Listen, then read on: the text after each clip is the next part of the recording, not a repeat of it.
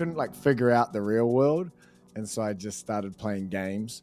The destination's the journey, and every moment is ethereal and cosmically irrelevant, yet ultimately precious. And the best thing that you could possibly do is Tell me about who you were growing up and how that differs from the person you are today.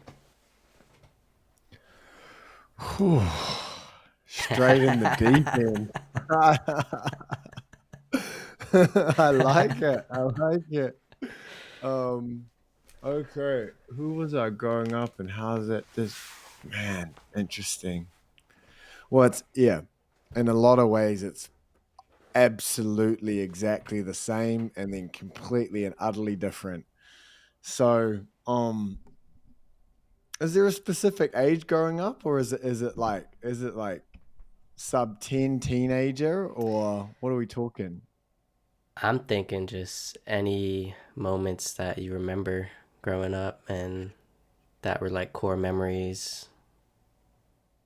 Yeah, it's pretty topical actually because I've been doing a fair amount of little inner child meditation stuff with my behavioral therapy Mm, coach at the moment.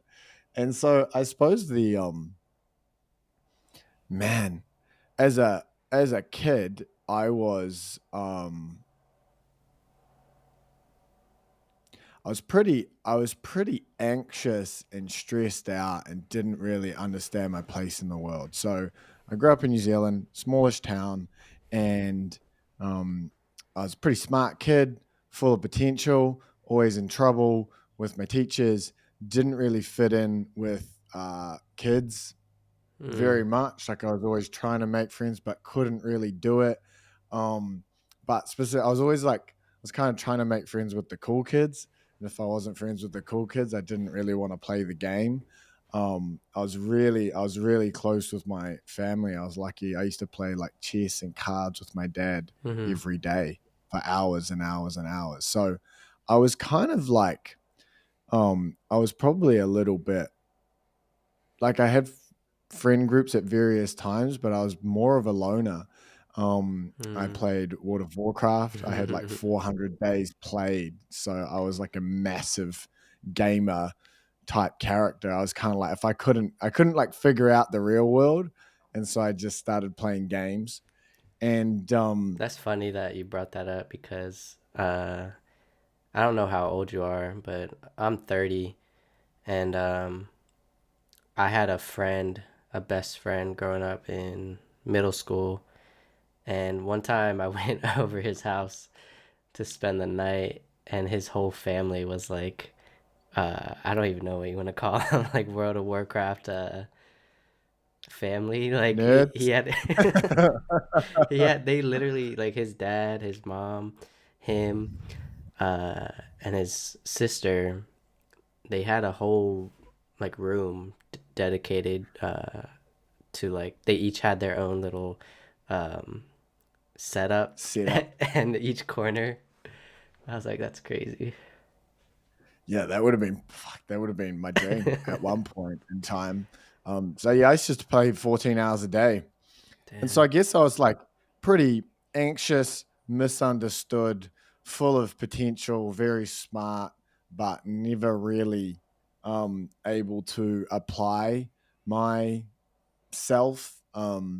and really manifested. I was pretty like unhappy a lot of the time, or at the very least anxious, like stressed out, trying to figure it out, trying really hard, feeling a bit awkward, consistently socially anxious.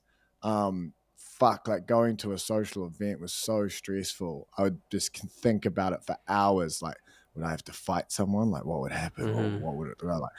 Would I feel weird? Was I going to get left out? So my whole life was I spent probably most of my time or my energy in my head, which I do a fair amount of today, but significantly less. Like today, um, I spend a lot of, I suppose a core difference for me as a child is I would run away from painful emotions and anxiety, and spend a lot of time like almost negotiating with myself. Mm, I And know then that. Yeah. today, yeah, I spend like a amateur kickboxing. So I've had 3 fights. I run ultra marathons. I got my next one coming up relatively soon. I'm training again for that. I do a lot of behavioral therapy. I've done a lot of mushroom ceremonies and ayahuasca and Joe Dispenza. I did Joe Dispenza week-long retreat, do a lot of meditation. So I spend a lot of time up front confronting the voices and that kind of niggly feeling of the body not wanting to stand still, Mm-hmm. um, difficult physical pursuits to kind of, the way I describe it is show the lower self who's boss. You know, like I'm running Mm, the show, man, and that gives me significantly more consistency in my mood and my ability to deploy my attention onto high priority tasks. Like I've always done business, and I've always done really well, really quickly, and then I would fuck things up. You know, so I mm. sold half my first company at 23 for 1.1 mil. And then by 27, I was broke living at home with a mortgage on my parents' home. Like, I just like, so it was always boom bust cycles with the inability to control my emotions. And then today, um, they're smaller boom bust cycles with like some ability to control my emotions, which I've really only figured out in the last couple of years. And but I'm developing that skill set of like control your mind up front or it will control you. I would say is the biggest difference between the life I led as a kid and as a teenager and even as a young adult, um, and today. How does that lower version of yourself, like, what role does that lower version play today? Yeah, good question. I look at it as the higher self is like the observer. It's that part of you that wants more for your life, that wants to thrive, that wants to go further, wants to stack cash and do all of these extra things in life. And the lower self is that part of you that wants to survive. Mm, It evolved over thousands of years to exist on the planet and to maximize sleep and to maximize calories. And you know, you get thrown into a cave in the in on some peninsula on the mega continent 15,000 years ago, then like yeah, like sleep as much as you can, get angry, fight, you know, um and today we live in a world we live our evolutionary biology wasn't set up to thrive in today's world. And so I feel like there is a constant battle between the higher self that and the lower self. And the lower self is only worried about the next 5, 10 seconds, next minute, next hour, and what we need to do to maximize satisfaction and upside in the next hour. And then my higher self's worried about how we're going to maximize satisfaction in the next year, 10 years. mm, And maybe not even 10 years yet. That's where I'd like to get to. And as you know, as an individual, kind of the biggest game in town is your ability to delay gratification. If you can delay mm. gratification effectively, you are going to move past survival into thriving. But it's hard because that lower Yeah, that self, at is. least mine, is loud. It's loud as No, fuck.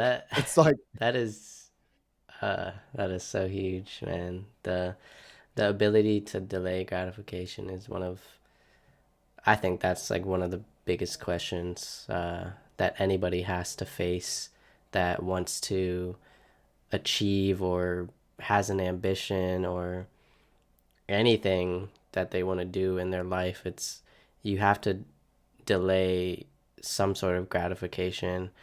And um to me, I look to the scriptures for that word, like for that answer. yeah, wow, Like awesome. I've read the Tao Te Ching. Have you heard of the Tao Te Ching?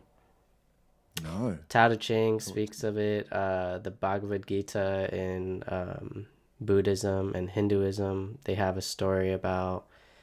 It's like I can't like pinpoint the exact story, but it has Mm, something to do with that. Like when you have a desire and you go out and you have the ability to work on that desire and let go of the expectations of a certain outcome, then you'll be able to mm, keep working on it no matter the outcome. mm. Yeah. So what kind of what they get at is you can't hold on to the expectation of the outcome. You have to focus on just the actual desire to do the work that you want to do. And Yeah. maybe eventually you'll get it, maybe you won't, but that's what I got out of it. Yeah, I love it, man. I don't know. I don't know if I can share screen on here, but I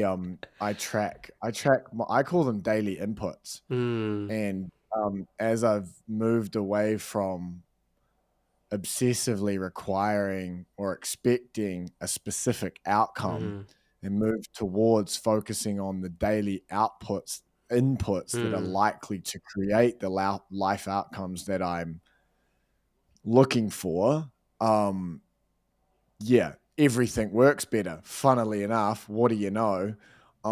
And I think that speaks to something. It's really nuanced and subtle, but there is a massive difference between intention and expectation. Mm-hmm. If you know what I mean, like they're very similar, and you're like, so I'm intending something but not expecting it, and what's the difference? And my it's hard for me to even describe, but when you when you set up your daily actions, your daily inputs with an intention for an outcome, you move towards it, but you allow God or the universe or whatever your particular deity, whatever you prefer, is, you're not trying to impose like your relatively weak human will on this thing. Because when you expect a certain outcome, like by definition, you create separation from it Yeah. and you shut yourself off from the infinite set of opportunities surrounding that particular outcome. But when you intend something and you're moving towards it and you line the daily actions up to support it, then you might end up next door or one street over at this beautiful outcome that you never could have even comprehended or figured out. Yeah, it's like And it, the yeah, when you set up yourself for expectations, you create this like pressure on yourself yeah, that's unnecessary. And the yeah, way I see intentions is like, like me and you post on social media and it's like you could put out something with the intention to just have an overall good positive outlook in the world, and you'll always get one person or some hater or whatever that's just trying to bring you down. And none of that matters because it won't affect you if you know your intentions. But if it will mm, affect you if you didn't have solid intentions. yeah. Or if you had an expectation of some fantasy land where everyone loves it all the time. And Yeah. then you're heartbroken and now you're demotivated. And I used to, yeah, if there was a big separation between, that's something I've learned recently is a significantly less expectation, a lot more intention, Mm-hmm. and a lot more focus on the simple, difficult daily actions. Mm-hmm. Like my daily actions are 8 to 10 hours of sleep, in bed by 10:30, 10 minutes exercise, 10 minutes of meditation, 10 minutes of live streaming, no junk food binges, no alcohol, no cannabis, no more than 30 minutes of screen time. And I don't hit them every day, and they're like small achievable milestones, 10 minutes, like I'll scale them up one day. Um, but I track those, I focus on those, and when I get, because I still, like yesterday, I had a pretty like anxious, stressful, like just implosion of a day, Mm. and like something was, I don't know. It happens to me relatively regularly, but I'm able to now kind of refocus and go, just daily actions, man. Like just do those. Like do those for 2 days. Oh, what do you know? You're at 20% for your daily actions and you're feeling like shit. What a surprise. Why Mm. like let's refocus around that. Um and and it's like an anchor for me now where I can get back to the place where Yeah. um Yeah. I want to be. Yeah, I know what you mean. What does the Mamba mentality mean to you? Oh yeah. Dude, I actually funny story about that. My team wants me to remove it. They think What? it's super distracting. They don't want the fucking poster up. They're like, it's super distracting. It doesn't fit the background. We need to do something different.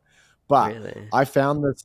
Um, I mean, I like I think what would make it Kobe. better is Yeah, if you had multiple ones, not just like if you just had your whole background filled with, full. because when it's just one, your focus is just on that one.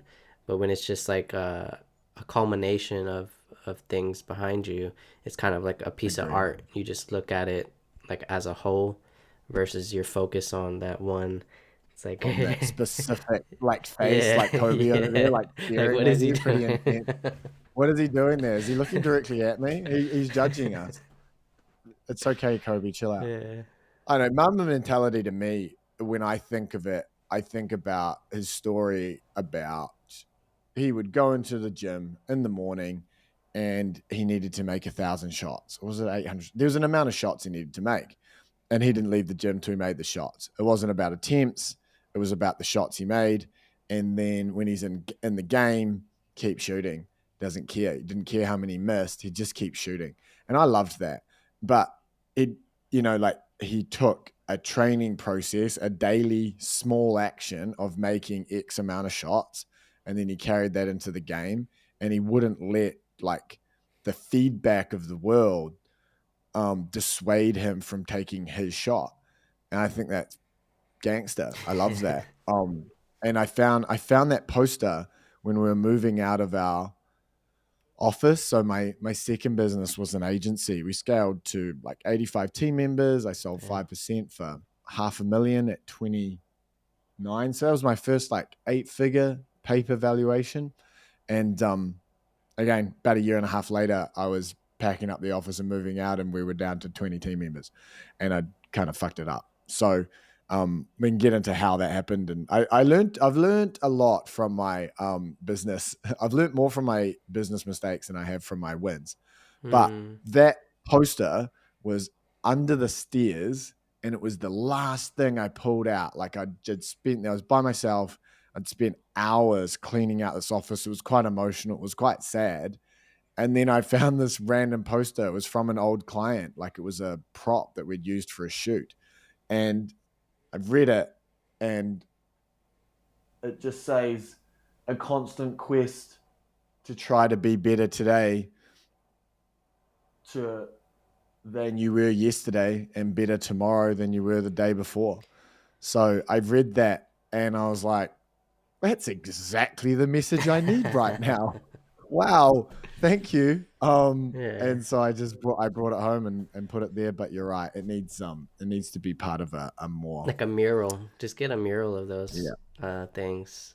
I think that would, get something going on. yeah, but that's huge because ever since I started podcasting, like this is my like one thing that I could do and want to grow, and I have that mentality with it. Like if I just work on it every day and just push the needle forward every day, then that's it.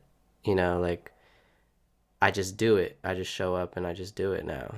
And Yeah, and you've just got that baked in. That habit yeah, is it's like just, yeah. You yeah. own that habit. It but it's Yeah, part of a greater like purpose and mission, like just connecting with people, listening to people's stories that can be passed down for generations, and maybe somebody who listens, it could spark something in them that like that's part of a greater purpose. It's not just for me.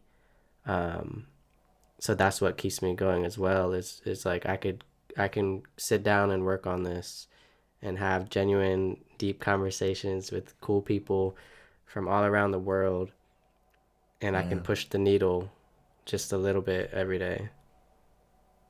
Yeah, it's cool, man. And you're in the right modality.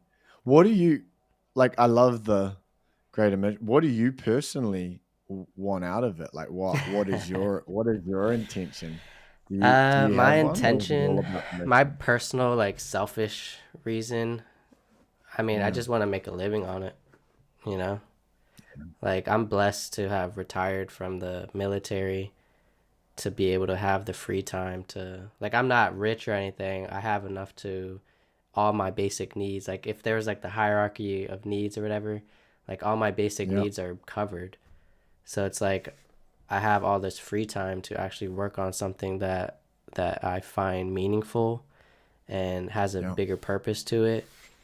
But yeah, the goal, the baseline goal would is just to be able to make a living from it. Like if I didn't have the military retirement and I just started from scratch, would I be able to like make a living from it? That's the selfish reason. yeah. But Cool. It's not even that selfish. It's like you're not even looking for Lambos. It's pretty cool. It's kind of admirable, if you ask me. oh man, because Looking that at, stuff doesn't matter to me, man. The like it's mm, nice, but those things are so fleeting. Like even like I do have some things that I would like to have, but it's not like top priority. Um, and to me, it's the same feeling you get when you reach a goal. I think when you have a goal and you reach it, I think that's the exact same feeling I would feel if I got something monetarily or some sort of materialistic possession. I think it's the same feeling. It's a fleeting feeling. Like you get a dopamine hit. It's like awesome. I got this Lambo. I got this diamond ice necklace. Whatever the hell. And then that's it. Like yeah. I don't strive for those fleeting feelings. I strive for uh, the whole mission of this podcast: purpose, passion, and peace in your everyday life. Peace in your everyday life. The dream, right? Like, my gosh, you say that, and yeah, it strikes me. It's like it's interesting because it took me, and I'm not even fully there. I wish I was more there. I don't think But anybody ever fully reaches there. yeah, It's sorry, every yeah, day, man. Yeah. yeah, that's the game. As soon as you recognize that there is no destination and you're in for it every day, Mm-hmm. that's kind of the closest you'll get, which is great. I was meaning more the focus on materialism and what that looks like. Yeah, yeah. So, as a younger man, one of the primary ways I would destroy my businesses and my outcomes was by wanting to be a billionaire Mm. and like getting stupid cars and like spending a bunch of money really quickly. Um, and really, really financial, needing the materialistic return, like basing most of my self worth in that. Mm. Um, and it wasn't until I actually found my current partner who genuinely loves me for who I am, which is like special. And Did you it's even when I have you asked her yeah that? Like, what if I lost yeah everything right now? Would you it's say? like a Would you thousand leave times. I me? ask her every day. I Yeah. ask her every day. I'm like yesterday. I'm like we're in bed and I'm just like yeah. So here's the things I was thinking today because I get I get pretty I get pretty dark and anxious pretty quickly. And I think everyone does to some degree. Maybe they Yeah. don't talk about it, but yesterday I'm sitting there going, fuck, she's probably gonna leave me soon. Like there's not a lot of intimacy right now. I'm working too hard. I don't have that cash. Like, where is it at? Da da da. Like, and then we get into bed. We like play this trivia game every night, and I think it's one of my favorite things about our relationship is we have like a ruthless, brutal, direct honesty about everything, and I'm able to talk about everything under the sun. So is she, Yeah. and so yeah, I run through it. So like you're not gonna like leave me and cheat on me because I'm poor, will you? No? Okay, great. Cool. Oh yeah, and I'm not even poor. That's right. Fuck. But like for me, just being able to say it out loud, hear the ridiculousness of it, because I'm not sure what your experience is, but the things that lower self, I would say, shoots up and thinks and feels, they feel like they've got significantly more legitimacy and power when they rattle around in my own mind. But when I externalize them as part of a Yeah. conversation and get Yeah. feedback, I don't even have to necessarily hear the reply, but just hearing it out loud, I'm like, come on, bro. Yeah. Like, I'm No, like, yeah, that's and it kind true. of, Yeah, it every takes I the think power out everybody's of it. like that. Yeah. You sometimes you literally just have to, like, that's why therapy is a thing and a profession, Yeah. because people Yeah. go just to, like, some people just go just to vent because they don't have anybody to like truly vent to. And then I Yeah. know when I first started going a couple years ago, it was because I was going through a breakup, and that helped uh, clarify everything too. So I think therapy could really help you just sort your mind out, like get your brain from stop overthinking shit into insanity to Yeah. yeah, just let it out, and it's a form of it's liberating when you do that. Yeah, it's liberating, right? There's a couple of pieces. Like, there's something about when you're too scared to say it out loud. Like, is it real? Is it, or, when like there's some small conquering or win of like just saying it out loud. Because I didn't used to say almost anything. Well, I'd Yeah. say a lot of shit out loud. Actually, I'm a pretty chatty dude, but it was mostly bluster, and there was uh a whole bunch of stuff in behind it that I wasn't able to say to anyone, and so yeah. it had more control over me.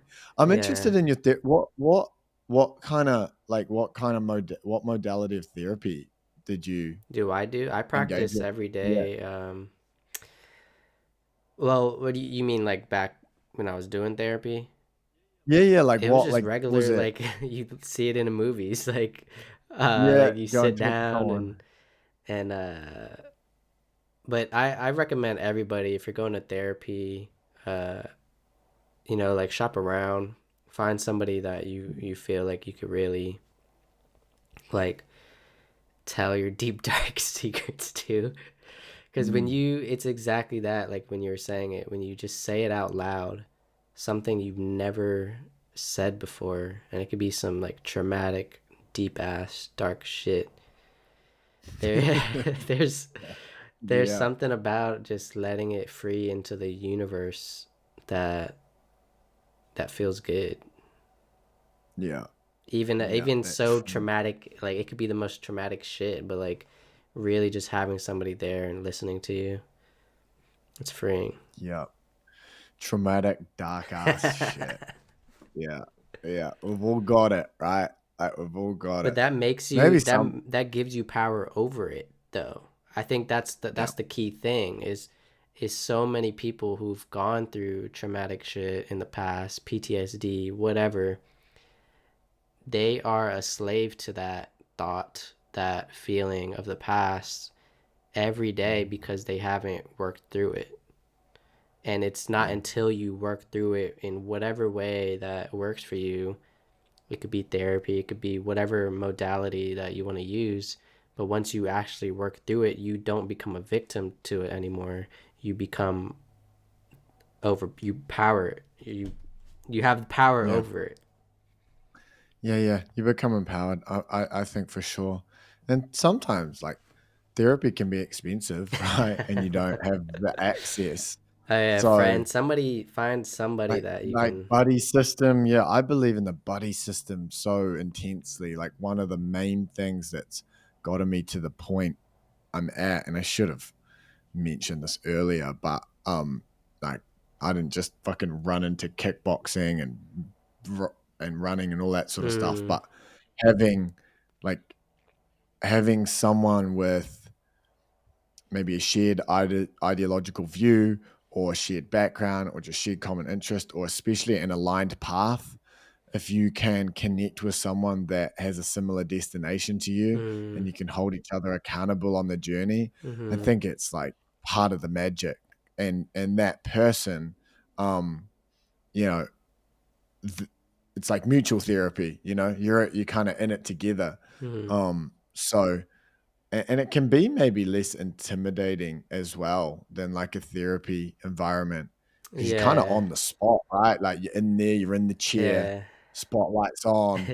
Like you, instead of maybe being like, you can integrate that therapy experience into a kickboxing session or a run or a gym session or a whatever or a gardening. I don't know, I think whatever. it's really Um, important for men too, because I feel like a lot of men in the world right now, they don't have that. They don't have a support system where they can just vent things out, and they just hold on to it. They walk around with this weight on them every day. yeah, in a sort of in a time where masculinity is or has been villainized Mm, to yeah. a degree, right? Like not by everyone, but there is a cultural shift towards masculinity being a bad thing. Um and you see the responses to it in culture with people like Andrew Tate and etc. Like it doesn't go anywhere. You repress it, it will explode to some degree. Mm-hmm. So I think at a time where like it's kind of I don't know, like it's difficult to be a strong masculine man. Like a lot of that, Oh, where it's like you can't be yourself without like being called out for it, kind of thing. yeah, and there's It's a like, oh, you're being toxic masculinity. It's like, this is to- just who I am, dude. Like, yeah, like toxic masculinity is like a it exists for sure, oh yeah, yeah, absolutely. yeah. But when it's like discussed aggressively, consistently all the time, Mm-hmm. then it's like even that phrase is interesting, right? Like this it kind of it attacks the entire spectrum, like toxic masculinity. Like the words are powerful, Mm-hmm. and you don't really hear too much about toxic femininity. Femininity it exists as well, but yeah, I think you've got to have a space where you can have, especially like for me, having like a masculine expression, masculine conversations, so that I don't end up a toxic masculine fuckwit who's like, using and abusing and being a dickhead. So I don't know. I think I I Yeah. it's an interesting time in the world. It's an interesting time. It's always an interesting time in the world. People love to talk about like, oh my god, the world today, the world's gone to the That's pack. every It's this and year. that. Every year. It's every year. I'm like, go back 100 years, go back 200 years. You'd be on a boat with scurvy Yeah, not somewhere, even being a that long pirate. ago. Yeah, like it wasn't that long ago that you could become a privateer for the British Navy and attack Spanish ships legally and just capture slaves and all sorts of shit. Like the Overton window and where we've moved as a culture, we're still better off, right? Um, Overall, on balance, I just always try to look at that stuff because otherwise Well, I think what it you can get is, I think what it is a lot of these people who complain about toxic whatever and the whole woke movement that I'm glad is dying off.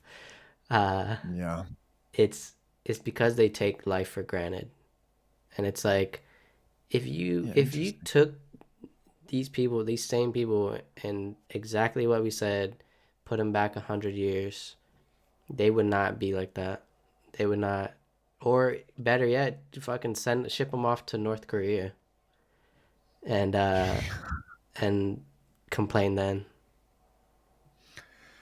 Yeah, there's a lot of places in the world where there's no space for wokeism because you're too busy trying to um, compete for food and fresh drinking Just water basic and necessities. medicine. Yeah. Yeah, yeah, it disappears. It disappears really quickly.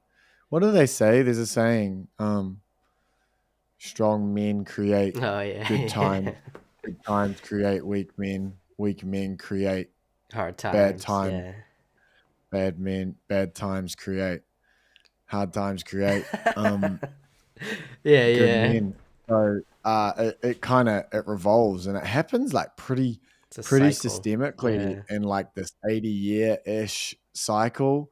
There's a book by Neil someone or other. It's called The Fourth Turning. I heard Have of you it. ever heard I of it? heard of it. I haven't read it. Yeah, yeah. It's scary. It's scary. Yeah, it's like it makes a lot of sense, and it describes these like 80 to 100 year machinations of society and specifically American society and how they flow through and how that cycle kind of operates and and we're due apparently we're due for the fourth turning which is is generally involved in some sort of calamitous global strife so I mean, here yeah. fingers crossed.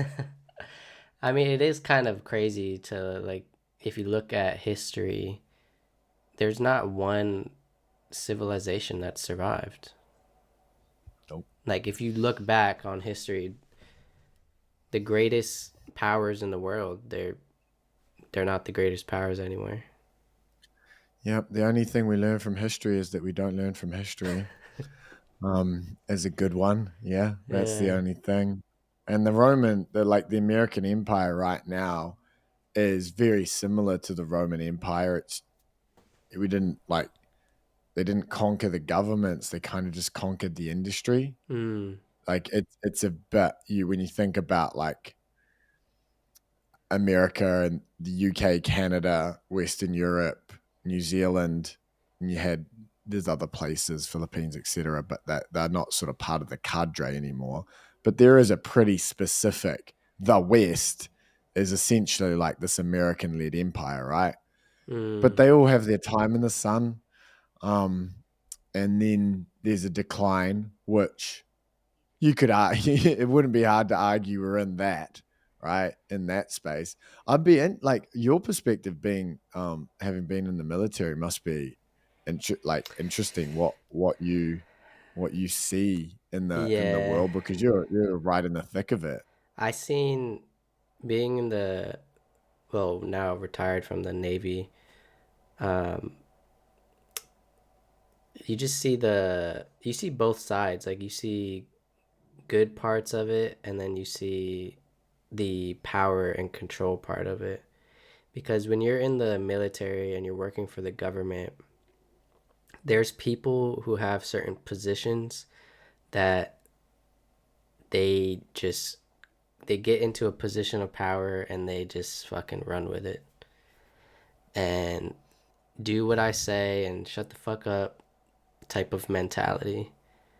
And it's Mm. like that's the bullshit, I think. And I think there's a lot of that in the government, and we seen that specifically with the government as a whole during the COVID pandemic when we literally I got out. I was so lucky. I got out right before they were literally forcing people in the military to get the vaccine that wasn't Mm. even fully developed yet. Um, and they were kicking people out that didn't get it. Yeah, So yeah, we had to sign a and contract. you were you were a bad person. You were, and weren't you? If you didn't get it, would you get like They'd kick you out. dishonorably Yeah, discharged? Yeah, so it wasn't even like, yeah, dishonorable. you're out. It was, Yep, yeah, it was which is crazy. That's like your whole fucking life and career. Man, that's it's wild, on your isn't it? record. Isn't Yeah, it wild thinking back to that time and how if you didn't get vaccinated, you wanted to kill my grandma? Like that was kind of that was like the yarn, and the it yarn was like, wasn't just the hey, military. It was the entire U.S. medical um system as well. Uh, yeah, that like doctors, nurses that had that same mentality. Like this isn't even research yet. Like there's not enough testing. Like what's like the valid what's the stuff? efficacy Yeah, data? Yeah, like yeah. it was, yeah, I mean, that level of psyop. So you had like a multi nine figure, so a multi $100 billion psyop where the technology that was utilized was funded by governments. It was then whipped into this high margin product that was mandated, brought at scale with taxpayer dollars, with baked in immunity from any downstream negative outcomes for the companies. Like when you like, I'm a business person and I've been an evil business person at times. I've done some of those fucking deals that are not the fairest, but put cash in my pocket. Yeah. And when I think about an evil hot, but like if I put my evil business person hat on and I look at it mechanically from like the structural from a structural perspective of like how to set up the deal of a century or the deal of a millennium, Mm-hmm. like it was the deal of the millennium. It's like mental how commercially effective what was set up was, and then yeah, and then you had like the media in on it, and then like you track the media ownership levels back, and it's like, oh, the same money and investment like stratas that control the media, control the pharmaceutical companies, Mm-hmm. and it all comes together. But the way that it washed through society was mesmerizing. I have like a interesting personal story. I have a lot of regrets during that phase. Like Mm. I'm personally I got one. So I'm like I got one. And in New Zealand that meant you're not fully vaccinated. Oh, you got And one shot. I got one shot. So it was an interesting thing for me because you needed two to be fully Fully, vaccinated. yeah. And so you had like, I don't even want to call them anti-vax because that's not fair. You had like sane individuals, in my view, that have been proven correct today that were like unvaxxed. And then you had like the fully vaxxed. And then there was like me Oh in the yeah. middle. And like I wasn't legal and like fully vaccinated. So I couldn't fit in that crowd. But I also was like, not unvaccinated. So I was like, funnily enough, in this fucking weird, unique middle position. Anyway, I made the decision. I went like, okay, what's the risk profile? And my family had been uh and I don't even blame them. Like my mum and dad watched the news every day, and something like this hadn't really rolled through society before. And it was like gonna basically destroy Christmas. Like, oh, you're not vaccinated, it's not safe, da da da, can't you just do it? All the things. I was Mm-hmm. like, fuck it, I want to get one and shut everyone up. Like, all good, whatever. Like I I don't got one. I want to got do it. one. I got one, we're done, like, all good. I did the one. And then it was pretty soon after that that more studies started to come through. And then because I was unvaccinated, I could get rat tests for free and no one else could get them. And so that point Mm. I was like safer. Anyway, it was this whole thing. So I have a lot of regrets there around how strongly I pushed it. One thing I was proud of myself for is I, with my family, I was just like, like with my niece and nephew. Not that my family planned to like vaccinate the kids anyway. Like they weren't going to do it anyway. But that was something that we were like clear on. Like there's the line, that, and Mm. I was stoked about that because I there's stories in New Zealand where children would go to school and their parents had said no on the form, and then the kids would get like a $20 like tuck shop voucher if they got vaccinated. So like the teachers are bribing students to get this medical They had intervention a that's untested yeah against the will of the parents. And like an incentive, that's a true yeah, story. And it incentivized. like it put like you put all of those words together in one sentence and you start losing your mind. You're like, no, that didn't happen. um, Yeah, I yeah, think what's even worse is the it's funny, I didn't think we would get into politics in this spot, yeah. but I know. Here we are. Sorry, but it's not the most like algorithm friendly content, is it? I mean, Joe Rogan talks about it all the time, so and he's the Yeah, top he's Joe podcast. Rogan. He's Joe Rogan. Yeah. um no, there is one thing that I just despised of um in regards to something similar to that, and it was, I believe, California had passed a law that prohibited kids who wanted to transition. It prohibited them and their teachers uh, from telling their parents Yeah, there was like the teachers weren't allowed to tell the parents about the kid's desire to transition. transition. Like Yeah, it was cutting off communication from yeah, kids to parents to keep them safe because they should be able to, castrate you know, themselves. yeah, or explore their gender fluidity without the knowledge of their parents, right? Despite the evidence-based science around, yeah, the Yeah, various my whole take on aspects it of is just like leave the damn kids alone, man. Like when you're like maybe 20 plus, not even 18 because you're still a teenager, like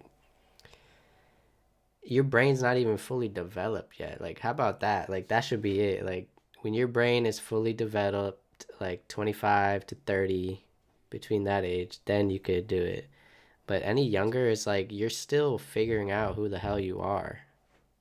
that. Yeah, my view's slightly different. I'm kind of going like, if you're old enough to go to war, then you're old enough to 18. do whatever you want. Yeah. Like 18, 21, I don't know. But it's not before that. Mm-hmm. If you can't be trusted to vote, you can't be trusted to permanently alter your sexuality. Like that's my view. It's Yeah, like, come on. permanently. That's the Um crazy thing. that's the thing is it's a permanent thing like and it doesn't I believe that there are likely individuals that have been born into the wrong skin and they're extremely Oh uncomfortable yeah, and yeah. and like it's a real thing. It's absolutely a real thing and I Mm-hmm. feel for those individuals and it sucks.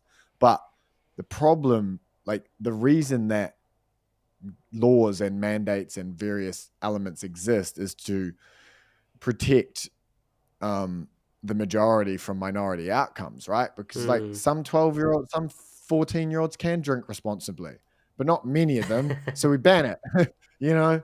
Um, and there's various other elements like that. But yeah, it's been an interesting time with all of that stuff. Like I remember, yeah, just buzzy things. Like we had a Christmas party during the COVID times, and I wasn't allowed to go to it because like it was myself and there was one other team member that weren't vaccinated, even though I was vaccinated, I just wasn't fully vaccinated. And so I had this like Christmas party with like 30 or 40 people. And I had to like zoom in and like say hi to everyone. And it was weird. It was like, I'm paying for this thing. Like, this is You like can't my even be party. I'm there. not allowed to, I can't even be there. And it was like, you just had to play the game because at that time, again, having a Mm-hmm. reasonable, rational conversation of this level, it was like, it was you were psychopathic essentially. You were a Yeah. old person hating like uh conspiracy theorist See, that's where they nut. get. That's where they try to get people. It's like, oh, uh, you don't believe kids should transition. Oh, you're transphobic or something.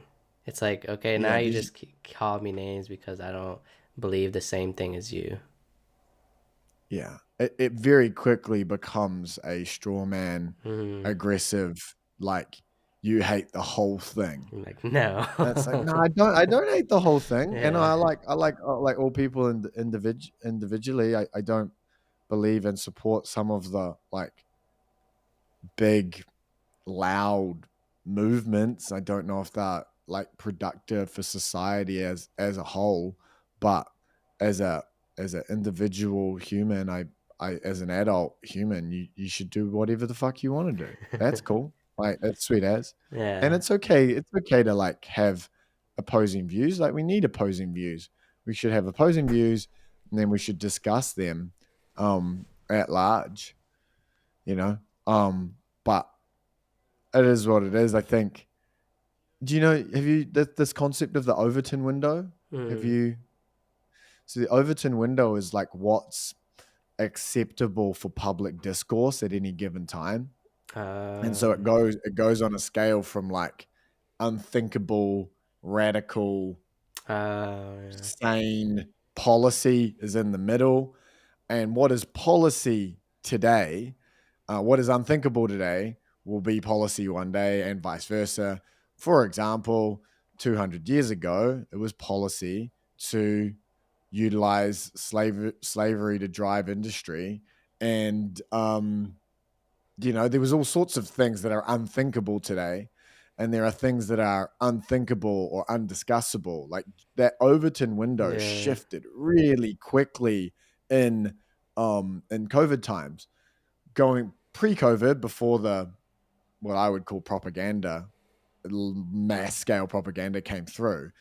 It was okay to question broad scale untested medical treatments Yeah. if they didn't have proven efficacy. Like that was all good. You could be like, oh, not sure about this one. Think I'll retain my medical Or the autonomy. mask Thanks. thing was huge too. The Yeah. But mask. then it shifted really quickly, right? And it became unthinkable to like have that discussion. But now it's back. And I think with recent political events and how things are moving, like some of the things that were unthinkable to discuss become discussable again, at least. They might not become policy, but So how is you're in Mm. Auckland, New Yeah, Auckland, Zealand? New Zealand, So how is it over there? Like, is it you is so is New Zealand its own country, or is it like yeah. United States owned like Puerto Rico, or is it its own? No, the United States doesn't own New It's Zealand. its That's a good own thing. question. Yeah, yeah. So we got like 5.5 million people, right next door to Australia. So we're kind of like the US is to Canada as Australia is to New Zealand. You know, Okay. But you're just an it's island. even It's like it's an not. island, right? Yeah, we're like an island 3 hours south of Australia at the bottom of the world, and it's a very similar cultural setup to Australia. We're it's a like we're a pretty it's a well off, kind, safe nation. I feel extremely blessed to be born, one of the few people to be born in New Zealand. Like it's kind of a you win the lottery in my view. Really? One of the only places to survive a nuclear holocaust if it all kicks off. You Um, don't think they'll shoot one over there?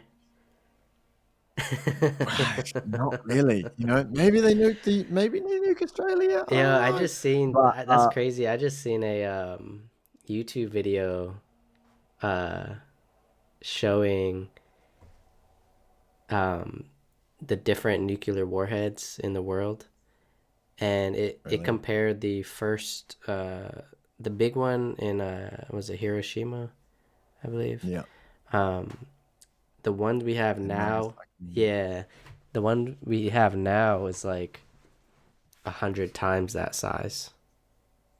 And Yeah, in terms of firepower, yeah, I think there's ones that are thousands of times or that maybe, size, man. yeah. And they said, Yeah, like, they showed a diagram of the biggest one. And basically, if you were to blow it up in Washington, D.C., you'd be able to see it from South Carolina. So that's like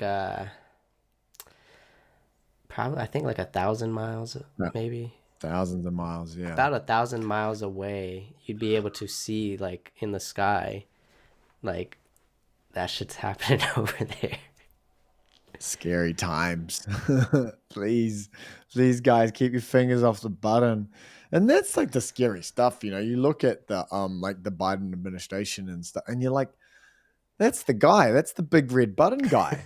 You know, he's not able to conquer steers right now. He's getting defeated by steers, and obviously he's not running shit. But then you're like, who is? Congress, And yeah. like, what does that look like? And the decisions they're making don't seem to be super like pro humanity. Yeah, So I'm glad like uh we have Trump in America right now. Like, yeah, um, yeah, it's a big yeah, like in America, it's a big like feeling. If you supported Trump, it's like a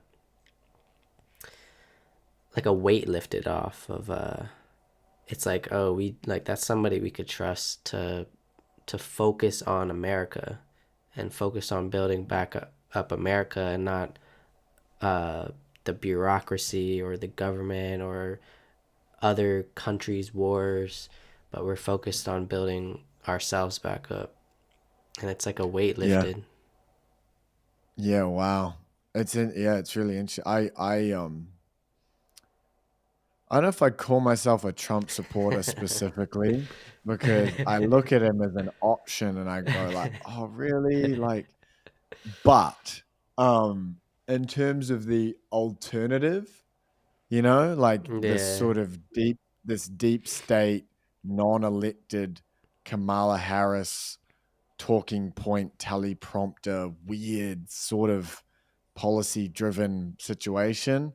I'm like, the Republican Party's a superior option, but then yeah, and led by Donald Trump and uh, Elon Musk, and he's having long form conversations and all of this stuff. Like I look at it and I go, okay, I think that's better overall for the world. That's like Yeah. Did that's you see the map? included. Did you see the map of who voted for Trump and versus Kamala in the US? Yeah, it was basically like the whole country except the Except seaboards, the right? Like yeah. California and New York, like the edges. Yeah, it was just like the major cities that were blue. Um and that's Yeah, like a which is testament to the people and what they wanted for America. yeah, yeah. It's really interesting. I posted a story on my Instagram about Trump and just how, and I was probably pretty blunt with my terminology. I said good versus evil, which what actually wasn't what happened because I'm not sure how. Uh, and the more that Trump's appointments have come out and what I'm seeing in some of his appointments, especially around some of the wars that are happening in the Middle East and the appointments and his selections, I'm going, oh, I don't really know if that's very good because I kind of want all of that stuff to stop, and I thought you'd stop all of Oh that stuff yeah. anyway. Yeah. But I posted a story, and I found out really quickly how in other countries, especially because not being in America, not having full access to like the American political system and the ramifications of that, and being kind of involved in it, the amount of like the way that the algorithm feeds content and the way that the Mm. headlines from the news media have fed content, like as far as a lot of like maybe the majority of women in I don't know, but a good portion of the women in New Zealand and Australia and the UK and all of these countries, Trump is like just a evil rapist. Like Really? that's what he is. Yeah, it's like that's where it's at. Like he is uh rolling back women's rights. He's a rapist. He's a bad guy. Like like how he's not a good role model for children. Like this Damn. is a really really horrific bad thing to have happened to the world. Like that's the viewpoint. Um rightly or wrongly, you know, it is what it is. And it was I had no idea. Like but then I came out of it going, yeah, dummy, but you've watched like 100 hours of long form podcast on this thing. Like your hobby is to follow American Or politics and the way yeah, it or plays out. the legacy media. So 95, Yeah, the legacy yeah, media. 95% of or like it's like 90 to 95% of legacy media is owned by liberals and Democrats. So they're going to clip the worst clips of Trump and compile it. And he's got a few. Like you, if you clip him, you're like he sucks in clips. Like if you want him to suck in clips, like he sucks. But sometimes Like, it's like he'll say something that's clip worthy and they'll only clip mm. that bad thing without the full context that could have saved him from the. Most times, like Yeah. all the times. Oh yeah, I just like you. The way he talks and the way he conversates is like I get why you can. There's so many things. Like one of the ones where like they were saying how he wanted to like murder Liz Cheney or whatever, but he didn't. All he said was like, well, if she wants to start all these wars, why doesn't she go fight in them? You know? Oh, I seen And that. then Yeah, I and seen the that. yeah, and the headline was like Trump wants to see Liz Cheney dead. Yeah, It's that's like, so like wow. it's just so out Eh, of context. It's and then people just yeah. blindly believe it. It's like, no, like Yeah. do your But research. Do more research. yeah, like, but okay, so counterpoint to that, because having gone through this and having had conversations with people I deeply care about, that I love and they're kind and nice and like straight up, like Hmm. they're not wild individuals. Um, like do your research, but you're a busy business owning mum, or you're just this busy human in in a country where you're not fully plugged in. Hmm. Like you don't have the time to do the research and the just like you don't have the time or the energy or the inclination. It's not a good utilization of your limited resources to do the research. Hmm. And so, and then there's this like everyone else believes it and it's across all the legacy media. And then you're in this algorithm, which is feeding you all this information. I'm like, That's all you see. I kind of, Yeah. I started there and then I got this post up and I was like, oh, like actually, like I don't know. I don't know if I can be. I think there's a more like compassion and empathy, and like I think the Overton window will shift over time. Um, but yeah, I don't know if it's.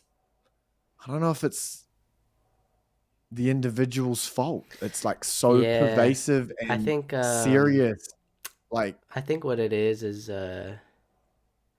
it is hard when you're like trapped in this is your algorithm now. Like this is all I'm gonna see is just like crazy Trump clips and Kamala supporting and wokeism crap. It's kind of hard once you're trapped in that whatever algorithm you are in. Um, I think at that point you just yeah, got to be open minded to like you can't just blindly believe everything you see. yeah, not in today's world. Um, it's too polarized, and I don't know. My dad always said there's usually three sides to every story.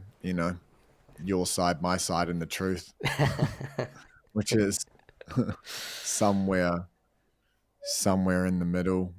s- You Yeah. know. Um. So yeah, I don't know. Good little political foray for us, though. Well, man, tell me. So I got some questions for you, man. So so where are you now? Actually, like you said, you had multiple, I guess, $1 million exits for businesses. Um, Mm, sort of, but like there or thereabouts. a lot of money. Let's just say a lot of money exits in Yeah, businesses.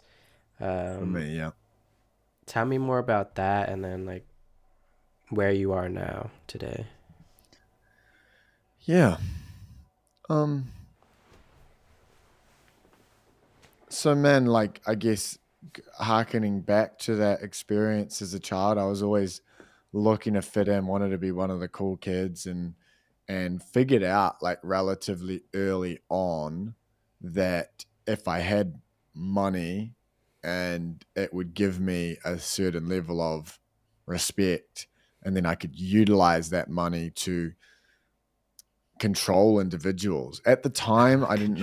I don't know if that was fully conscious, and it wasn't in a like notoriously evil way, Mm-hmm. but I would use the financial resource to ensure that I had people around me at all times, Okay. and I could kind of control the environment. So like I would always have like someone living with me in one of the rooms for free, and then they would like kind of be my housekeeper.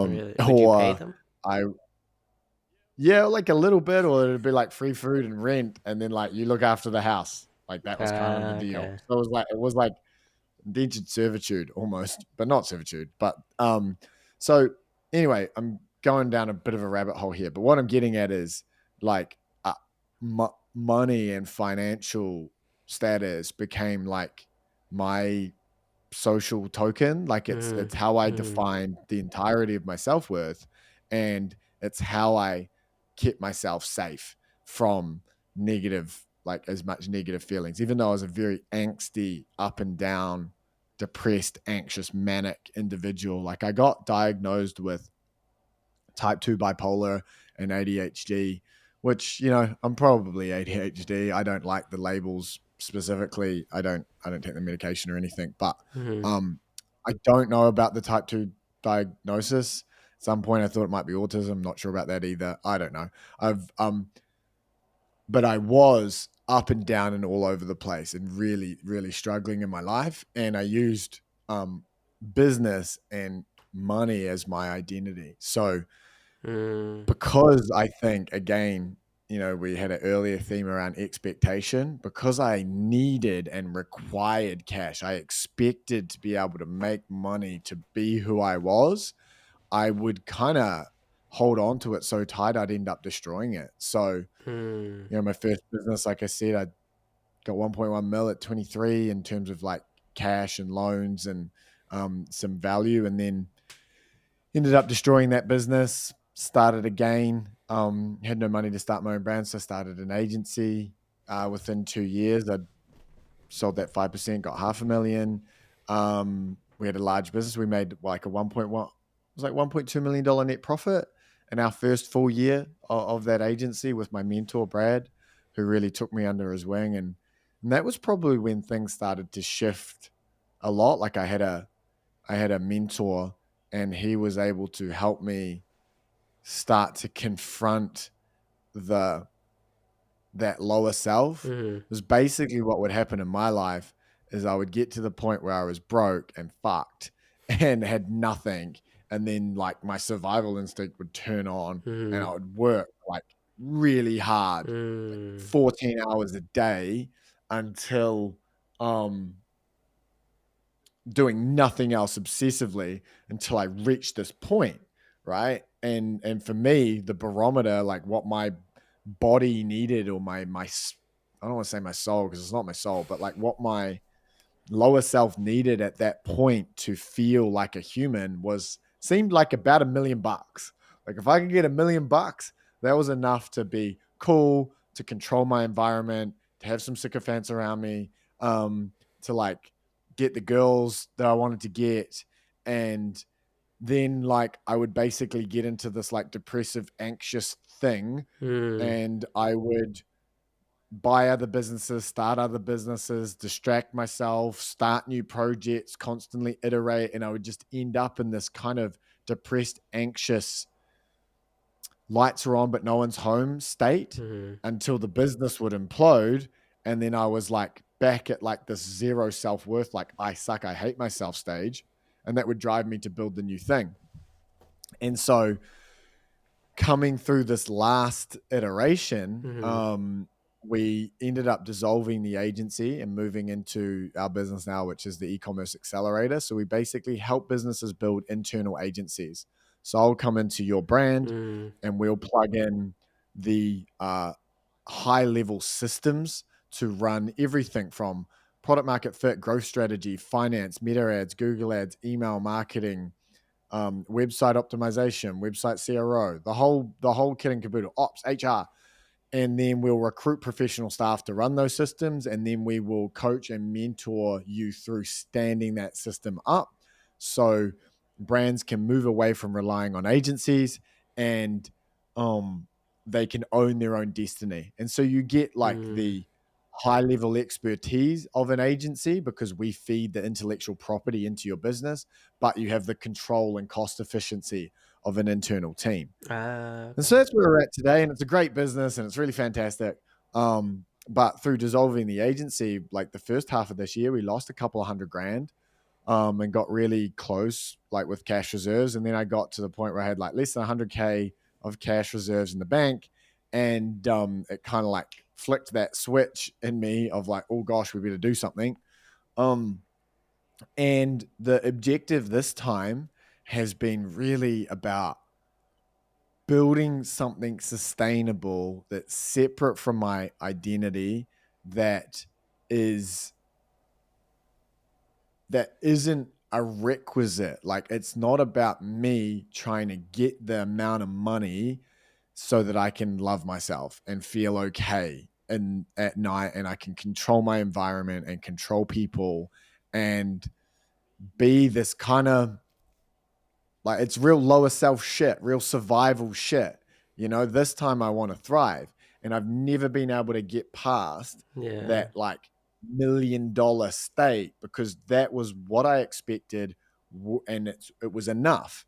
And then so my motivation would evaporate. Then I would Mm. procrastinate and distract, break it, blow the thing up, end up in the toilet, back against the wall, grow again. And it's been like a predictable system. It's happened 4 times in a row, even before Fitware.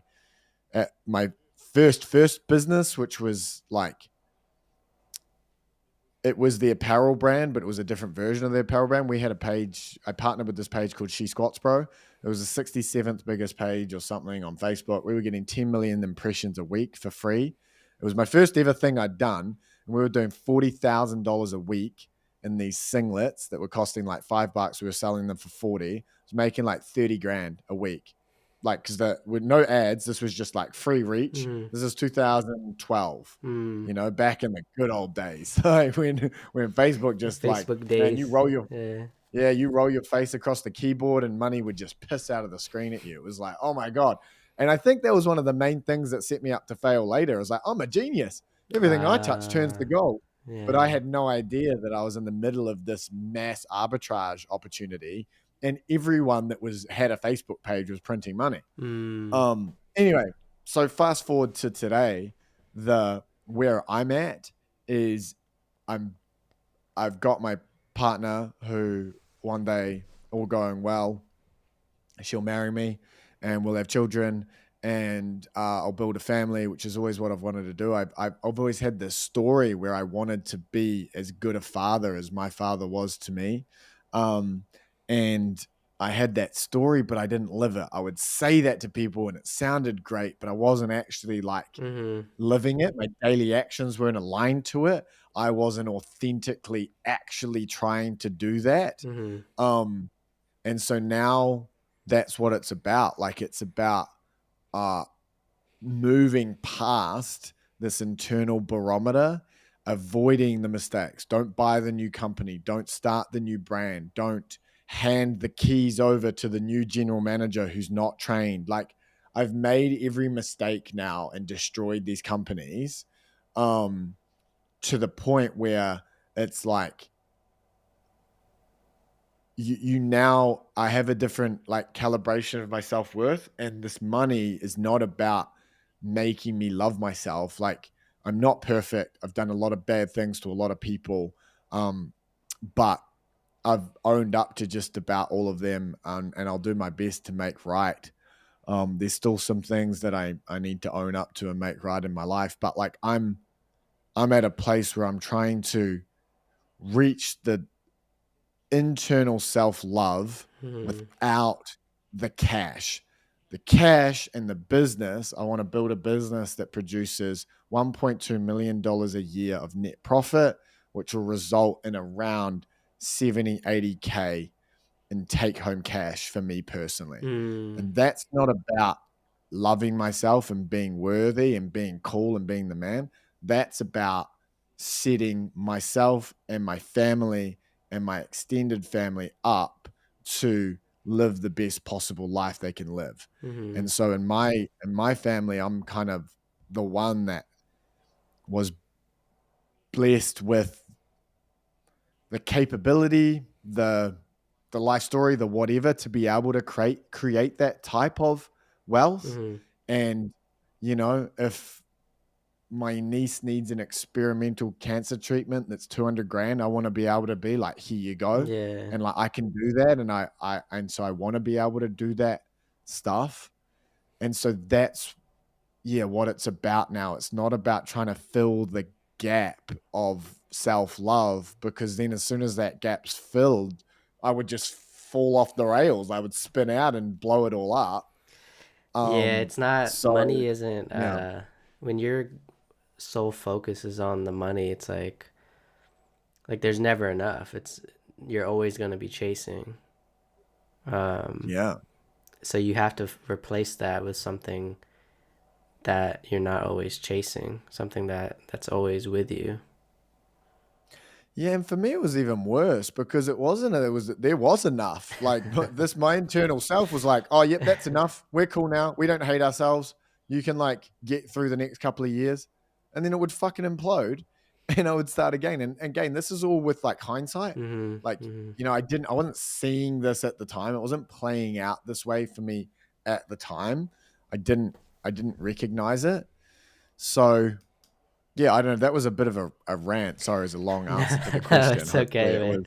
was not too bad. But I was actually saying that in that context in this conversation, which I've really enjoyed chatting with you, man. Like, I was kind of figuring it out myself, and I actually think I haven't gotten to that place before with that articulation. Sometimes through a conversation, you'll reach a new point of like being able to articulate the thing, Oh yeah, and I yeah. think like where I'm at personally is loving myself regardless through my hobbies and my relationships, and having these like pillars of self-worth that aren't connected to finance, but then still wanting to build a profitable, sustainable company that brings 100 grand a month in to my family, so that we're safe, we're financially free and safe. And just because I achieve that doesn't mean it has to stop, because I want to build a cool business. Mhm. Like, it's about, again, it's not about the outcome, the expectation of the outcome to achieve some aim. Mhm. It's about the daily actions of like building a profitable, sustainable company. Um, Tell and me I about think we're making our way there. tell me about the four pillars of potential that you like to speak of. Yeah. Well, for me, health is like your number one pillar, Mhm. right? It's like, so it's health, and then that splits out twice for me into like my health and my family's health. And then wealth kind of comes next. It's probably still in the wrong order. But that's where it came out of my mind. Relationship should be next, right? Mm. It's your partner, and it's your friends, and it's your family, with your family and your friends and your partner and all of that, whichever order it's in. And then I think it's wealth. When And then I think it's pursuits. It's difficult tasks that you can become better at: health, relationships, wealth, pursuits. well, I Um, wrote down physical, mental, emotional, and financial. yeah, cool. Which kind of connects with those, right? Those are almost like the way, I think, the way to achieve that stuff. So those are like measures, Mm. like those are like the metrics and the measures. How do you get there? Well, health, relationship, pursuits, finance, so like your business. Mm-hmm. I described that wrong, but when I think about my life and I think about what do I want the daily inputs to ladder up to, physical health comes first. I used to say physical performance, but now I think physical health is more important. It's just about being healthy. One side note, one of my clients and a good friend, this is an amazing quote, and her family's Chinese, and she had her grandfather, and I think he told her this on her deathbed, and on his deathbed, and the quote goes like, you can have all the zeros in the world, Mm-hmm. right? Like you can have 6 zeros, 7 zeros, 20 zeros, doesn't matter, and that's your net worth. $1 trillion. And then your health is the one in front of all of those zeros. And as soon as your health goes, it evaporates and it's all zero. And it's like, whoa, that makes so much sense. We spend all this time and energy like stacking up these zeros, but as soon as that little one goes, it's all irrelevant. It's all worthless. It's all worth nothing. And that shifted my perspective significantly because I used to sacrifice a lot of my health for The zeros. wealth, like Yeah. for those zeros. But without that, you're better off to have that one and 7 zeros than 10 zeros without that one. Like that's Yeah. the Or it's even key like point. I've listened to Tony Robbins even say it, like he's helped coach like billionaires that they have this lavish mansion with all the cars and luxuries, and they come home every day and it's empty. That's sad, right? What's the point? Yeah. So it's like, What's the point? yeah. So it's like, So physical health, yeah. number one. Number one, the vessel, the meat vehicle, the flesh, the flesh craft. Call it whatever you meat, want. That meat, what's it called? meat suit. Meat suit or something. Yeah. Yeah. This fucking coagulation of cells and bacteria that we call a body. Yeah. That's number one. So keep that healthy. Next is mental clarity. So your ability to show up and have logical, clear discussions with other individuals to delineate between propaganda and fact, and to be able to compute the world around you and divine the best next step to take in your life. So that's next. Really hard to have mental clarity without physical health. Like, if you're not Oh, yeah. sleeping, if your diet sucks, if you're not training, like it's so hard to be Or mentally clear. even, You're like foggy. like I did want to ask you later about sobriety, but like even Yeah, exactly. like I don't know if you've ever been on a binge drink, but if you ever been on a binge drink and you finally fucking stop after like a couple days or however long it was, your brain just feels like Yeah. fucking like it shrank a little bit. Like your brain feels like it shrank a little bit after that binge, and Yes. you just can't think properly. Yeah. We call them benders in New Benders. Zealand. Benders, or we call it a rinse, A rinse. because you end up rinsed, or Uh, we call it the afters. So yeah, you just can't yeah, think properly after. for sometimes for weeks. I remember benders, and I didn't realize at the time, but there's been a couple of benders in my life that set me up for like months of brain fog. Oh, really? Yeah, I think probably the longest bender I've been on is like a 4-dayer. Mm. And I've had friends that have done like 7, 8, 9, like crazy. I would like, starts on Friday. I'm home on Monday Arvo thinking I'm back on Thursday. That's still going, it's like, I don't know. I never had the constitution. I didn't have the internal fortitude Mm. to Mm-hmm. we called it the rinse masters. So they would hold the line, rather like the Yeah, special because forces you start to of the physically feel it like that. Start to physically feel your body is like deteriorating after that long. yeah, no sleep, copious amounts of poison, like lots of fun at the time, but then you know, what goes up must come down. And so I just don't anymore. I haven't had a bender in a long time. And there might be a couple in my future, but not many. And I don't know. It is what it is. But yeah, I think physical health ladders up into mental clarity. It's really hard to be mentally clear without physical health. Next step from there is emotional stability. And again, if you're not mentally clear, difficult to have emotional stability because you're not, thoughts create feelings, feelings create behavior. And so without that stable emotional base, it's hard to affect the type of change you want to see in your life and for me specifically in my business. Because if I'm manic one day, I'm starting new projects and I'm doing all this stuff, and if I'm depressed the next day, I'm shutting them down and I'm going, why did you do that, and why is that other task not done, and this sucks and that sucks. And so when you've got this like emotional roller coaster happening, it's really hard to build quality relationships, develop a strong Mm. business, show up to your sales calls, show up to your live stream, do your content, do all of the things that are required to achieve your outcomes.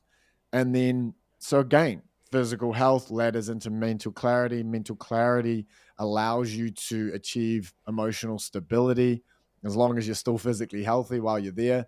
And then with those three things in place, if you're physically healthy, mentally clear, and emotionally stable, you set yourself up for financial freedom. Those are the inputs. So I was constantly chasing the money while I was fucked with on the other three, right? And what happened? Yeah, I have like I've got extreme capability. Like I've got a sharp mind and I'm a fast talker and I believe my own bullshit, so I can sell people things, and I genuinely believe it. So those things allowed me to make fast money. But I could never hold on to it. And so I never actually had financial freedom. Mm. Because one, I needed to spend the money I had in ineffective ways to create my self-worth. And I had to pay people to be around me and buy stupid cars and all of that. So my expenses went up as soon as I made money. And then I wasn't able to continue the business when I had Sustainable, yeah. money. So it wasn't sustainable. So I was never, despite having, multiple 6 and 7 figure exits and businesses that made more than 7 figures in a single year, 4 of them in one 12-year career, never went bankrupt, never lost one company. I was never financially free, which is like, that's so crazy, right? Like, it's like, I mean, it's you're just in a like prison. the statistic on people who win the lottery. You heard Yeah, that? Like it's similar to that. Yeah, yeah, they yeah. like after between like 5 to 10 years, they're just back right where they started again. Yep. It's like, man, you Yep. could have If you're not just calibrated for it. you like every time I tell people if I won the lottery, I would immediately just invest like half of it. Like keep that away, put it in a big investment account, and then or not even half, like 90% of it. Like just keep that away. Like let it Yeah. just invest and build up that way, and then I'll have 10% to just whatever. You're a better man than I. Easier said than done. Simple but not easy. Let's Like when see. it's in your Let's see what face. happens when it let's see what happens when it's in your account and your family's coming at you and they want a piece and this and that new thing, and then there's this business opportunity and whatever. Like, Yeah. man, I've had that story. If when I got that first share sale, I took every dollar, put it back into the business, Mm, including $170,000 mortgage on my parents' home, and then rode that shit to zero. If I had at the time, you could get 5% down loans. mm, I could have taken 100 grand and bought like 6 houses. That'd be worth like 3 or 4 million today. And my yeah. second time when I got 500,000, I had this whole story of what I was going to do with it. Then there's been I got in a Bitcoin at $3,000. At one point, I had like 19 Bitcoin. Oh Got dang. into an altcoin. It was worth like 400 grand. Rode it to zero. I've had 3 times that I've made hundreds of thousands of dollars in crypto and then lost it all. I could have just taken 100 grand, put it in a Bitcoin, left it. It'd be 3 million. The amount of stories I have of like untold millions of dollars of like wastage is wild. And it just proves beyond all reasonable doubt, like all reasonable doubt, that if you are not emotionally calibrated Yeah. for your wealth, you will spin it out the door. Yeah. And that's the truth. And I couldn't achieve emotional stability without physical health and mental clarity. Like that had to come first. I'm still not even emotionally stable, like fully. I'm like fighting Yeah, it you seem a every little day. wacky, But bro. No, I'm just kidding. I'm yeah, I just am, kidding. bro. I am a bit wacky. I'm I'm just all over kidding, the man. show. But like it is the truth because like your greatest strength is your greatest weakness. The same thing that Mm, gives me this top end manic passion and the ability to like weave kind of lyrical sentences together and paint a picture and do the dream. It's the same thing that on the other end of the spectrum, I'll spend 3 days not getting out of bed watching YouTube going, should I have a shower? Should I not? Maybe. I'm not sure. Like your greatest strength is always your greatest weakness. But if we finish yeah. that yarn, physical health, mental clarity, emotional stability, it sets you up. I believe those are the inputs and the ingredients to achieve financial freedom. And even if you don't, Yeah. hey, you're physically healthy, mentally clear, and emotionally stable. That's the basis for a great life. Like that's Yeah. actually the inputs that matter. And what I think that financial freedom does for a human is it gives you your time back. It gives Yeah. you a whole bunch of time in your life. And because the ultimate aim for all of us is spiritual fulfillment. Mm-hmm. So it's almost like for me, it's a 5-step process with the first 3 being the inputs that gives you the financial freedom. You can skip financial freedom straight to spiritual fulfillment. Yeah, you People can. do You that for can. sure. You absolutely can. And you know what? That's probably optimal. Like I'm personally not playing that game. I'm not doing the monk thing.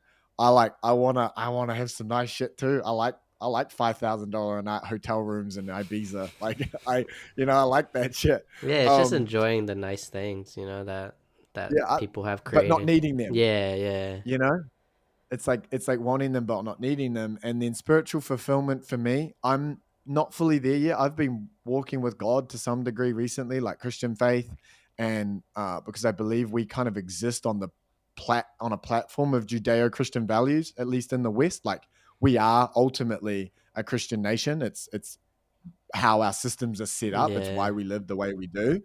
And so I'm really exploring that, and I think there's a lot of value and power there. And since I started to pray, things have gone really well in my life. I'm not sure, It's but definitely I a more positive thing. I think it just gets out of hand when people say, cuz like I'm very spiritual person, but I don't claim to be any one religion.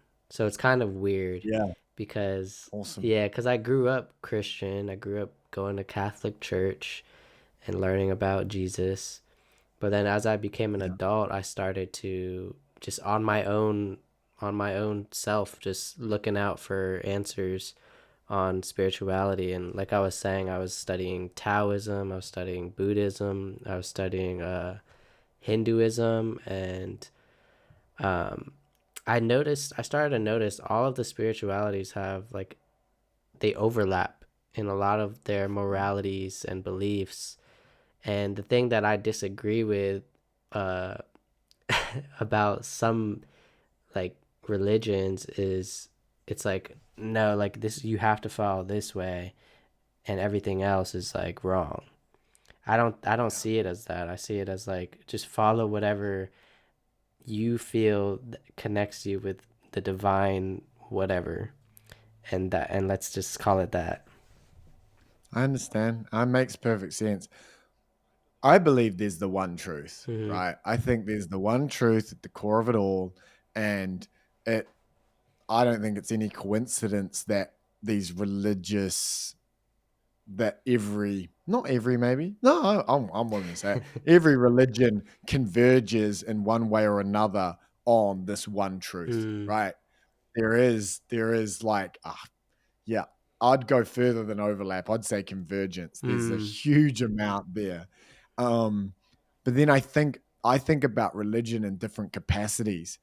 um there's the scripture, and Yeah. there's the spirituality side, and there's what it means, and then there's the mechanical nature of religion, which allows people to organize and operate cohesively as a group. Mm-hmm. And so both of those things have value. And my view, rightly or wrongly, is, and I think it's hard to argue, um, is that religion has been co-opted a lot of times and utilized as a tool by leaders to um, organize a whole bunch of disparate humans onto a certain path. Yeah. And Christianity is responsible for the organization of, Western Europe, and then into the American Empire. And then Islam is responsible for the organization of like Arab nations through all those areas. And then you have Hinduism, etc. And so it ultimately, like, what is a religion? What is scripture? It's the distillation of human experience. And I know that it's the word of God, but like, what is God? I think it's your higher self. Like, what I love about Christianity is, the Holy Trinity, Mm-hmm. um, God, the Father, the Son, and the Holy Spirit, Mm-hmm. which is in all of us. Mm-hmm.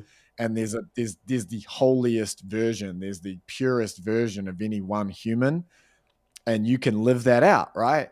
And I think scripture, good scripture, quality scripture, represents these truths that allow an individual to live their best life on the planet. Mm-hmm. And whether that came from an external A god through the specific one, acacia yeah. tree, whether it's the distillation of thousands of years of lives lived. Like, why is there a great flood in Yeah. so I many of seen that. these texts? Why is that across all of them? And then you go and you look at the science, which has become like a religion straight No, up. Like, yeah. science is That's another that's what religion. atheists believe in. When people say they're atheists, Correct. they automatically go towards science and Wokeism's a religion. wokeism, yeah. Yeah, like it fills a gap, Yeah. and because humans need it, because we're looking for something Explanations, to, yeah. yeah, explanations, and something to hone a belief structure around and feel safe in. And so, you look at the Great Flood event, and then you look at how science has it there, like there was the comet or whatever. And so I look at it and I go, okay, you've got a bunch of disparate peoples, and they've come up with ways to live their lives, and the scripture represents a life well lived. And for me personally, where I'm currently at, and this may change, and I would love to be able to get to the point where I wholly and truly give my life to Jesus, and You get gonna get involved in the Christian baptized? faith.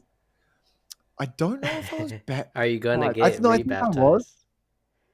Maybe Born I'm again? not. I'm open. I'm open to it. I might end up a Muslim. I don't know.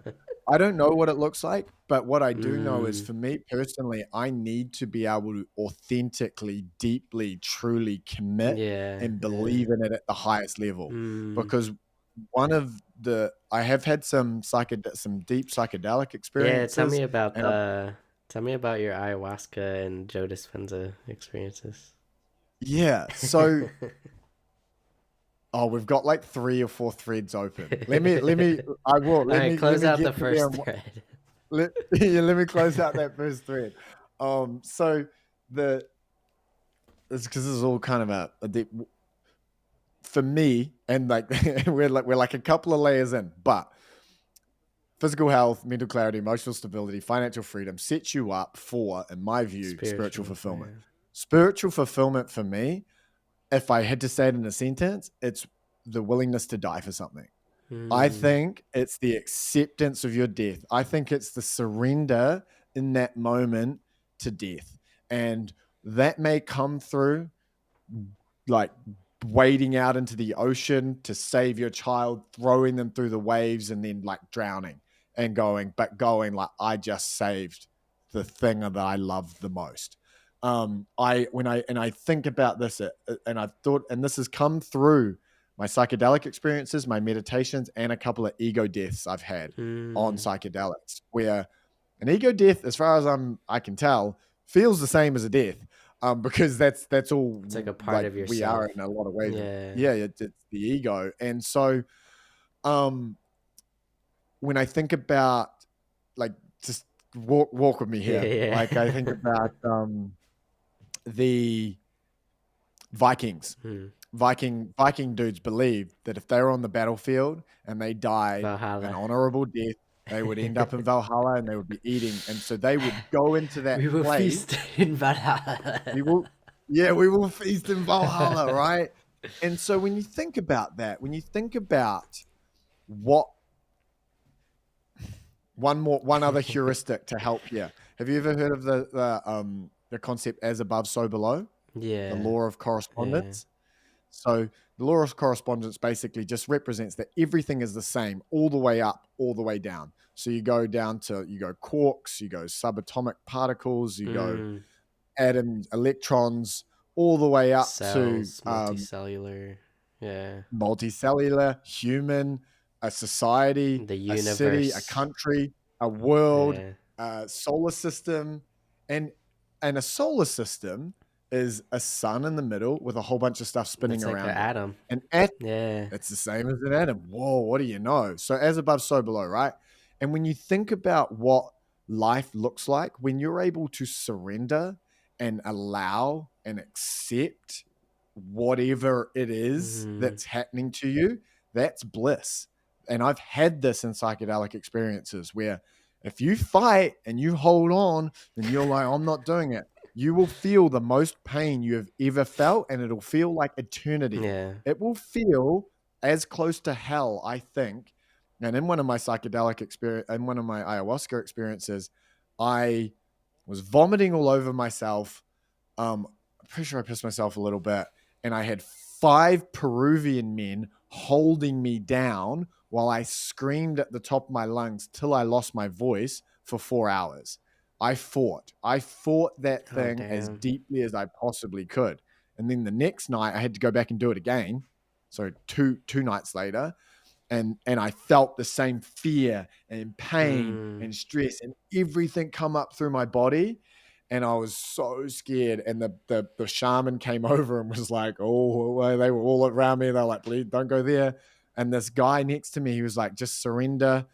And I lay down and I went and I breathed out. And in my mind, I was like, just allow it. And it all melted away into nothingness. And I had this like 6 hour beautiful experience about reaching my potential and being who I was. And I didn't understand that lesson at that point, but the idea of surrendering and allowing Yeah. versus fighting and holding on. I think surrendering and allowing is heaven. And I think fighting and holding on is hell.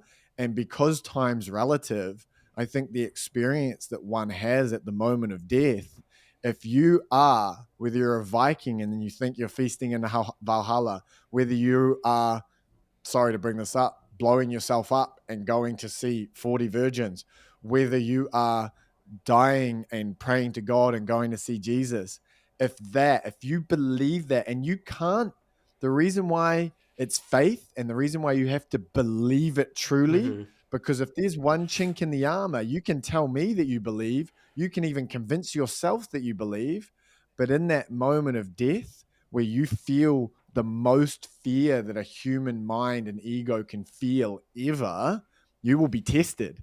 Do you really believe? Do you really believe that you're going to feast in Valhalla or to see or going to heaven? Because if you don't, that chink will be exposed, and at that point, you will go, "Oh no, no, no, no, no," and you will try to hold on to That's life, which you crazy. can't, That's crazy. and you'll end up Yeah. yeah, you'll end up in this experience of hell. So just to wrap that thought up, Yeah. my view on spiritualism is, if I put it in a sentence, it's something you're willing to die for. It's something that you have enough faith in that you're like, okay, this is my time. I'm able to surrender and let go. And that experience, despite I don't care exactly which one it is, if you truly believe it at your core, that's heaven. And if you don't have anything that you're willing to die for and have faith in, then I think that's hell. And I think it's also why you need to live a good life, because if you don't live a good life in that moment when time slows down and you replay it all, you're going, I can't be going anywhere good. But if you can go, Mm, hey, I've done my absolute level headed best for myself and for everyone around me, and I believe I'm going somewhere stronger and I have faith in that, then I think that is heaven. And yeah. so that's what I'm working towards. I love that, man. The way I always tell it to people is like visually. The way what I believe in spiritually is Mm, kind of like that. Um, mm. like Yeah, I'm keen to I hear don't it. really believe, like I said, I don't really believe in any like religion. I do believe that we're all connected to the universe and that we have some Mm. form of spiritual energy within us. And I think when you die, I see it as like the universe is like there's millions of trillions of quantum strings that you could grab, and that'll Mm. connect you to the universe or whatever when you die. And I think the people who don't get connected to that is they just, I don't know, maybe they stay here, they get stuck in limbo, or How do their you connect to energy. one of the strings? I don't know, The man. question, sorry. Yeah, yeah. Oh, okay, yeah. How do I connect to those strings? Like, I don't want to miss that ride. No, You I know? know. I don't. That's what I'm saying. I don't know that part, but Yeah, that's what I yeah. feel. I just feel it. Like I feel Man. like when you die, you just become one with the universe. Yeah. I don't see how there's any other way, right? I Hmm. personally, like, the experiences I've had, like I've had those ego deaths. There's only been one. I've had three I can remember specifically. There's been two which I fought and I got scared and I came out of, and it was pretty tough. And there was one where I went so far and I went, oh, I've gone too far. Oh, this is it. And I accepted. And in that moment of acceptance, I don't know how to describe it. It's ephemeral. It's hard to put into words, but it was like I spun into this. It's like I melted into this wheel of spinning white, bright light. Like, what energy would feel or look like if you were in it? Mm. And it felt like eternity. And it was just like, oh, it was just like, like it was like that. It was like, oh, and it was white, and it was like peaceful, and it was calm, and it was bliss. It was like that was a thing. So surrendering in that moment to connect back to an eternal energy life force, because I think that's what I it don't, is. again, I think that's what it I is, think man. that's what it is. I don't Yeah. know any other way around it. Like I when I think about this stuff and I go, ultimately, like, we're the physical world is We're just atoms, animals, and right? atoms are, I just, that's just energy, and energy is just vibration, and it's all organized differently, but at its core, it is just energy, right? And Yeah. so, there's been various times in my life where I go, and just speaking openly, and I have this conversation with anyone. I don't mean to disrespect anyone's views, and Yeah. like, like, it's one of the awkwardnesses I find, like, because I want to explore, like organized Christianity and stuff, but I Yeah. also feel a bit like I have these views that I don't want to, like, offend you Oh, with, like it but goes against it a little bit. yeah, yeah, Yeah. like, I don't mean to go against your view. I just, like, these are the questions that I have, and I don't want to just be like, cool, yeah, baptize me, I'm saved, and then get to that moment and be like, oh no, I don't really believe it. Oh, yeah. Like that, Yeah. I want to be all in, and Yeah. so to do that, at least with my mind, I feel like that I have to pull every thread, Yeah. and look at it back to front. And yeah, I just think that the prevailing certainty is that we we all came from the same place and we'll all end up in the same place. I just don't know if I can see. I don't know if I I find it hard to rationalize that because you were born in that certain region and brought up in that certain way, that it's the only way to get to that end Yeah, outcome. yeah. We're all humans, we're all animals, we've reached a different level of consciousness, etc.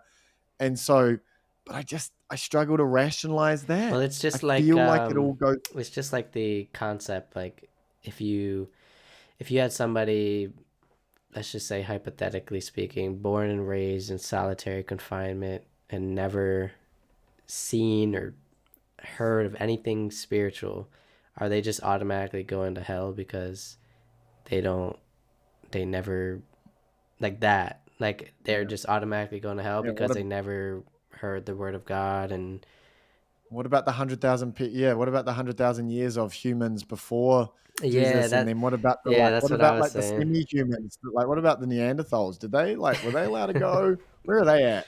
Like, all there's all these questions, and then Yeah. when you plug it in and you go, hold on a minute, is there a is there a Charlie Munger said, "Show me the incentive, I'll show you the outcome." Mm. And when you think about the incentive for a religion to prescribe that this is the one and only way to get to the promised land, there is a human incentive there. Yeah. So that gives me a little bit of suspicion. That's where I'm not, I oppose that view as well. I don't yeah, think there's one like I just had this conversation with my brother because he's born again. Like I always make fun of him. I call him disciple. He's a disciple now. And yeah, that's one of and the major pushbacks for me. I don't think there's one way to be connected to God, the universe, the higher power when right, you yeah, die. I don't subscribe to that. yeah. So, but I think you cannot. That's what I'm grappling with. Can I? Because that's kind of where I'm at right now. Yeah. But can I subscribe to that, but still fully commit to one of the ways there? And when Mm. I look at Christianity, for example, I go, makes a lot of sense. Like it, there's a reason why, and there's an interesting thing as well. Like this might get me in trouble. I'm not sure, but and I just, again, I don't want to offend anyone or any of that sort of stuff, but interestingly, like the organized society that's been built on top of Judeo-Christian values has given rise to wokeism, because Mm. without the excess resources that come from billions of people working together on one operating system, because religion in a lot of ways is like an operating system. Yeah. It allows us all to like plug in here and like, Yeah. oh yeah, like we believe these things, so like we can work together and we're safe and da da da. And then that's produced this fucking massive upswing in resources, which has allowed for this place where you can be like, nah, You like take shit for granted, yeah. you take shit for granted, and all of the things that come along with um you know with that stuff. So it's interesting in that way. Like, you know, it's a bit like when people are on their iPhones drinking soy chai lattes, banging on about child labor. It's like, come on, bro. Uh, Like you're living in the system. Like if you were like sending this from an iCafe, where you'd gone and used it just a little bit, and you're like on a pilgrimage and you're doing mm-hmm. your thing. Like, yeah, cool, but you're not. You're kind of, you're sending these tweets out from your phone in your expensive car. Like, come Yeah. on. Um, so there's a little bit less in it, but that's kind of that's the ladder for me. Physical health, mental clarity, emotional stability leads to financial freedom, gives you the time and space to pursue spiritual freedom, which I believe is having something that you're willing to die for and that you believe in truly and authentically at the deepest level. And if you have that level of belief, then I think it gives you the confidence to surrender to the next stage. And surrender is bliss in heaven, and fighting is hell. And so that's kind of the framework that I live my No, life that's a on. no that you're onto something there, man. You're onto something. Yeah, I don't know. We'll see. We'll find out. If I see you on the other side, we'll catch up and There is no other we'll side, see. man. It's just the universe. Yeah, it's just one thing, right? It's Yeah, not another side, it's a it's circle. You the just come one. back Yeah. around. And that's what I also think is like one of the other pieces of this that's really helped me is since I started to really subscribe to that thought process, Hmm. I have a really strong belief that I'm going to have to live every life. Every light, like when I see someone, like when I see like the window cleaning guy on the road, like washing your Uh, windows, or I see the homeless dude, or I see someone getting fucking beaten up in Thailand and I jumped in and then I got fucking beaten up and I don't know, like I just see these people and I think like I'm gonna have to live your life, mm, but because I think we might all be one, you know, one thing experiencing itself or whatever. And when you subscribe to that, the like multi-life theory, then you have to also kind of along with that comes I'm going to have to live your life and I'm going to have to live everyone's life. So I might as well be as nice as I can along the way to everyone. And yeah. it creates this like, it like works with selfish human nature to give back to others because you're like, I'm going to have to experience that. So why not help Mm, that person? yeah. Um, it's definitely conducive to being like a selfless, productive human, It's like believing. you have more empathy for those types of people. Yeah, yeah, Yeah. because you're like, that's me. I'm gonna have to live that. I'm gonna have to live that fraction. I've been blessed with this one this time round, where I'm happy and healthy and born in New Zealand and not bad looking either. That's nice, like got all the things, like got a lot, maybe not all the things, but I got a lot of really, really cool things in the genetic lottery. And then sometimes you won't. Some, sometimes you'll end up getting hit by a car early on and like being in a wheelchair and then like, fuck. So you better like be nice to that person. Yeah. Um, yeah, You ready to play How Deep Will You Go, man? yeah, I'm ready. I'm pretty willing to go deep. I mean, we've We already. might have already gone deeper Yeah. than we can possibly go. Level one. So there's three levels for anybody listening. Level one is icebreakers. Let's break the ice. What's one big thing you want to change about yourself?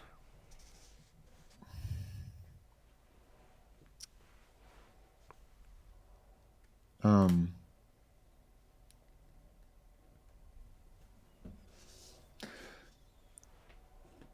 oh, I want to change my.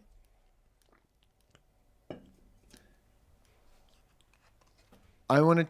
One big thing I want to change is how impulsive I can be. I can get like this rush of emotion, get really excited, and I can do a thing like make a Trump story that doesn't actually add any value into my life, but without thinking about it fully, actually upsets a whole bunch of people I care about. So the net result of me like standing on business is upsetting people I love with zero payback just because of an impulsive thing. If you're gonna do it, Hmm. go and do a 4 hour long form podcast. Take the time, do it properly. But don't just throw some impulsive shit out into the universe that upsets people you love with for zero benefit. So Hmm. I'd like to reduce impulsive, self-serving, non-benefit activity in my life. Nah, I like that. And it kind of goes back to that emotional part, right? Because sometimes we feel emotional about a certain belief, so we want to put it out there so people can see, but then you can get pushback from that. Yeah, well, but you haven't done the work, and Yeah. what's the game, and you haven't thought through with like mental Yeah. clarity and gone, nah, what's the like? Who wins here? Like, like no one wins. No one won. Not my team. Downstream, upstream, no one won. So let's reduce the impulsivity that leads to situations where no one wins. Yeah, nobody likes that. No Why one do you likes do that. that, man? No, I'm just Not that. kidding. I suck. Because I suck, that's why. Level two, what is something you really love about yourself? Um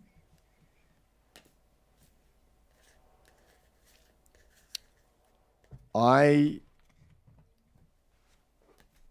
I love the fact that I'm at my core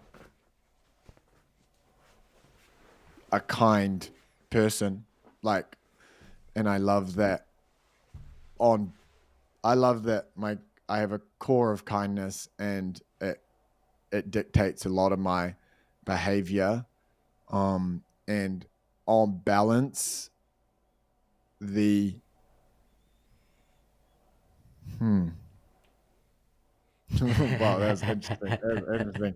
But then I was like, this other voice came up and was like, "Yeah, you've got a core of kindness, but when it really suits you, you'll fuck someone over to get what you want." And I'm like, "Oof." So maybe that's what I want to change as well. But yeah, I think I like that. I have a kind core, and I'm working towards that being the only thing that manifests in my life. You know, by reducing the impulsivity that creates negative outcomes for other individuals. Mm, no, that's a good thing to love about yourself, man. Yeah, There's a lot of unkind people, um, narcissistic, egotistical. mm. Uh, And I've been very narcissistic my whole life. I still have traits. I think a lot of people have I still have a lot had of traits. moments. You know, I think a lot of people have had bad moments. Like nobody's perfect. Yeah, I've had You know. years. I might even had a good decade there. There might have been a full decade of like full blown unaware narcissism. But um I guess that's why I said that is like at my core I'm kind, and I'm starting to actually get to that where that's primary, Mm, and the like narcissistic defense mechanism thing I built up to like protect myself from the world is becoming more and more a thing that's like the it's in the impulse comes trash, up. man. No, Just keep it in the yeah, it's trash. in the trash. Yeah, Just fucking yeah. burn that shit. Yeah. Level three. What are you afraid of passing down to your kids? Yeah.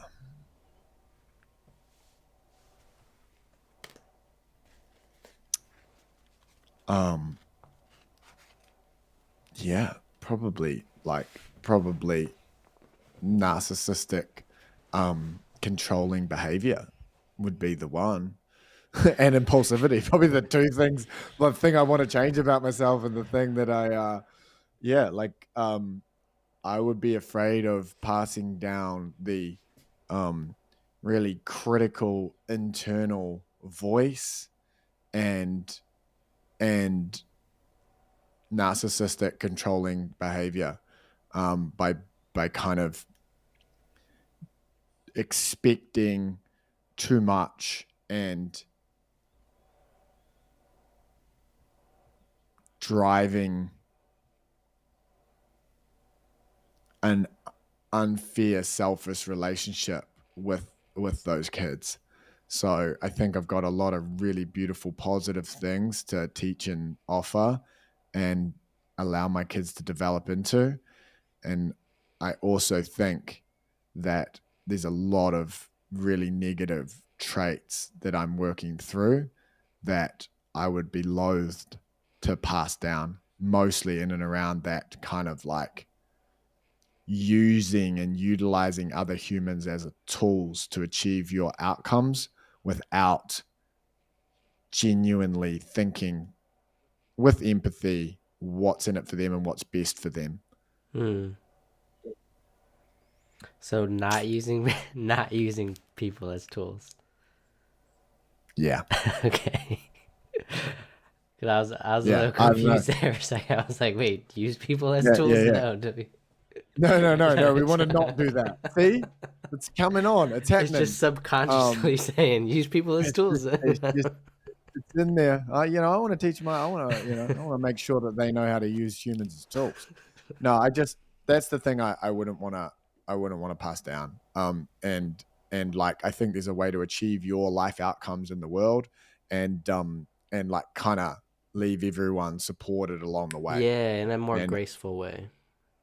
there's a far more graceful way to do it, whereas a lot of my stuff has been impulsive and like sell the dream, and then if it doesn't work out, move on quickly. Mm, It's unfair, and it's jarring, and it's painful, and it's suboptimal. And when you're kind of like fighting for your life and trying to survive, and the only way that you could possibly ever love yourself, and you're fucking anxious at night if you've got lots of money, then that sets you up to rationalize that sort of behavior.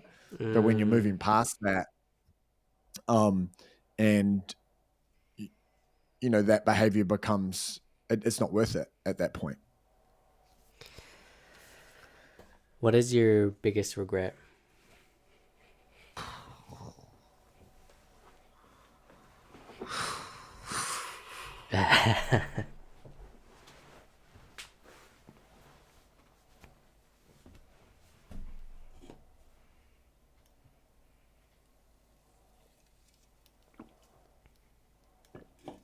Oof.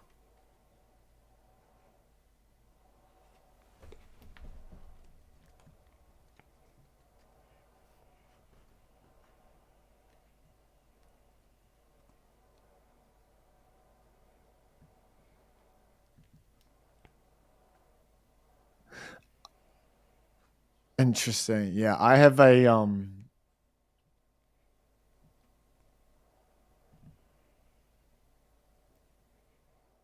an unresolved situation that I created that I don't want to go into the detail of You here, don't have to, man. but yeah, there's an unresolved situation, and it popped into my head immediately that I'm not even totally sure of the outcome, but I've never had the courage to explore and interact with and check out and know one way or the other. And Like closure. You haven't had closure yeah, with it. and so I'm not a regretful person so much, but that would be the biggest regret. I've got other stuff like, oh, I wish I bought a bunch of houses when I had all that money, and like Invested right instead of wish I didn't fuck up 4 multi-million-dollar companies in a row. But yeah, yeah. there's a specific circumstance that I didn't have the courage to explore and get closure on one way or the other, and own the consequences of. And yeah, that's probably my biggest regret. I think to your point for closure, something I always tell people about closure is you'll never get it if you seek it from somebody else. It's always within yourself.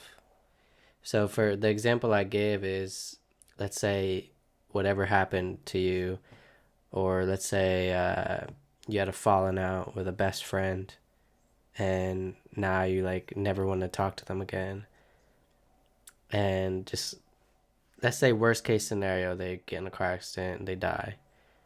You never will get closure with them. So you have to find it within yourself.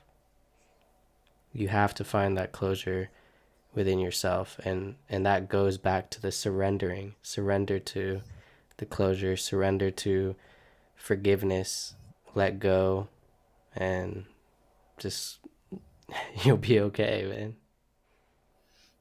Cool, brother. We're all gonna make it after all.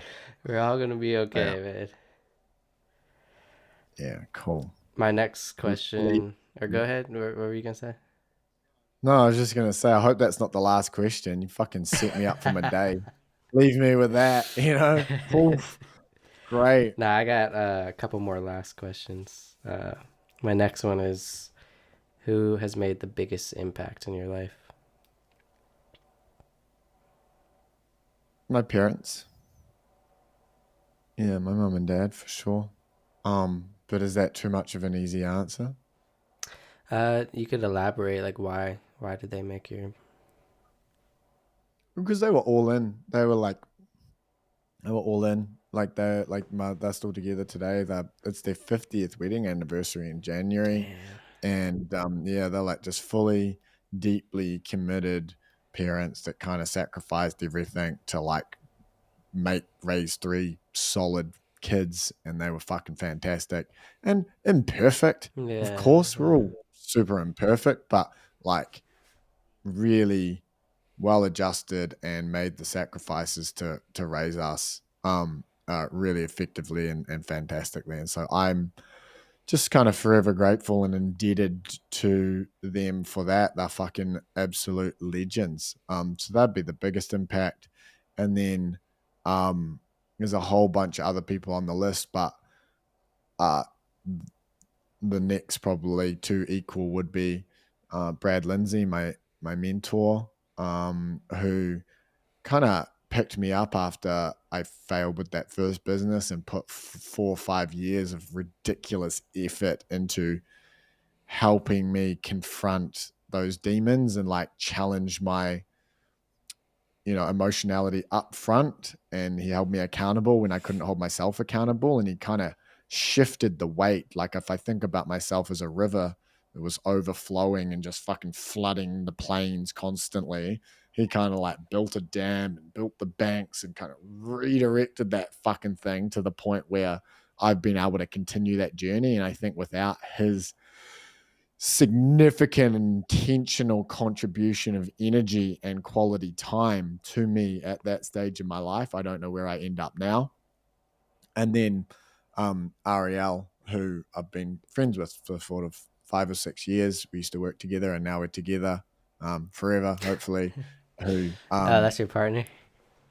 yeah, that's my partner, and yeah, she just kind of loved me when I didn't fully love myself and allowed me to like build into that, and is just like infinitely supportive and a fucking super legend. So and there's other people like Lawrence, my original investor. He's the fucking man.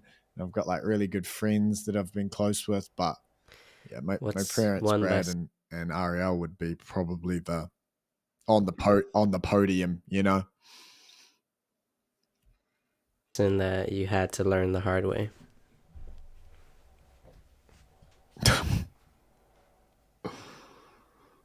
Oh fuck! I learnt them all the hard way, man. I some of them I learnt the hard way like 4 or 5 times. Yeah. Uh the lesson I had to learn the hard way is there's no destination. Let's show up every Mm. day. That's the thing. I'll do ayahuasca and that'll fix me. I'll do this and that'll Okay. fix me. I'll get the money and that'll fix me. I'll get a hot girlfriend and that'll fix me. I'll get the X and I'll feel Y. Yeah. No. You'll show up every day and you'll do your best to live an aligned life. And that's it. That's it. Yeah. And That's that it. is the Yeah. destination. The destination is the journey, and every moment is ethereal and cosmically irrelevant, yet ultimately precious. And the best thing that you could possibly do is show up deeply and truly in every single moment and live that moment like it's your fucking last. And get out of your head and get out of the past and get out of the future and get into right motherfucking now and do whatever it is that right now requires of you, because right now is the only moment you'll ever actually have. And I still haven't fully learnt that lesson, but that's the lesson I'm still learning the hard way every day, No, that's huge. which is kind of the Yeah. lesson. Yeah. It's kind of funny because my next question is related to money and time, but Yeah. it's, what would you do or experience if time if time and money was not an issue? So like, just imagine if you had infinite time, infinite money. what would you be doing? Well, I'll tell you what popped into my head first. Go Um, ahead. Initially, I would get on a big yacht, like not a really big one, probably like 150 foot, something like that. Not like stupid, but it'd have a spar on it and a helicopter and jet skis and shit. And we'd probably like sail around, and there'd be like my friends and Ariel, and there'd be a few benders for He said sure. Benders. Um, that's honestly the first thing that popped into my head is like just do that.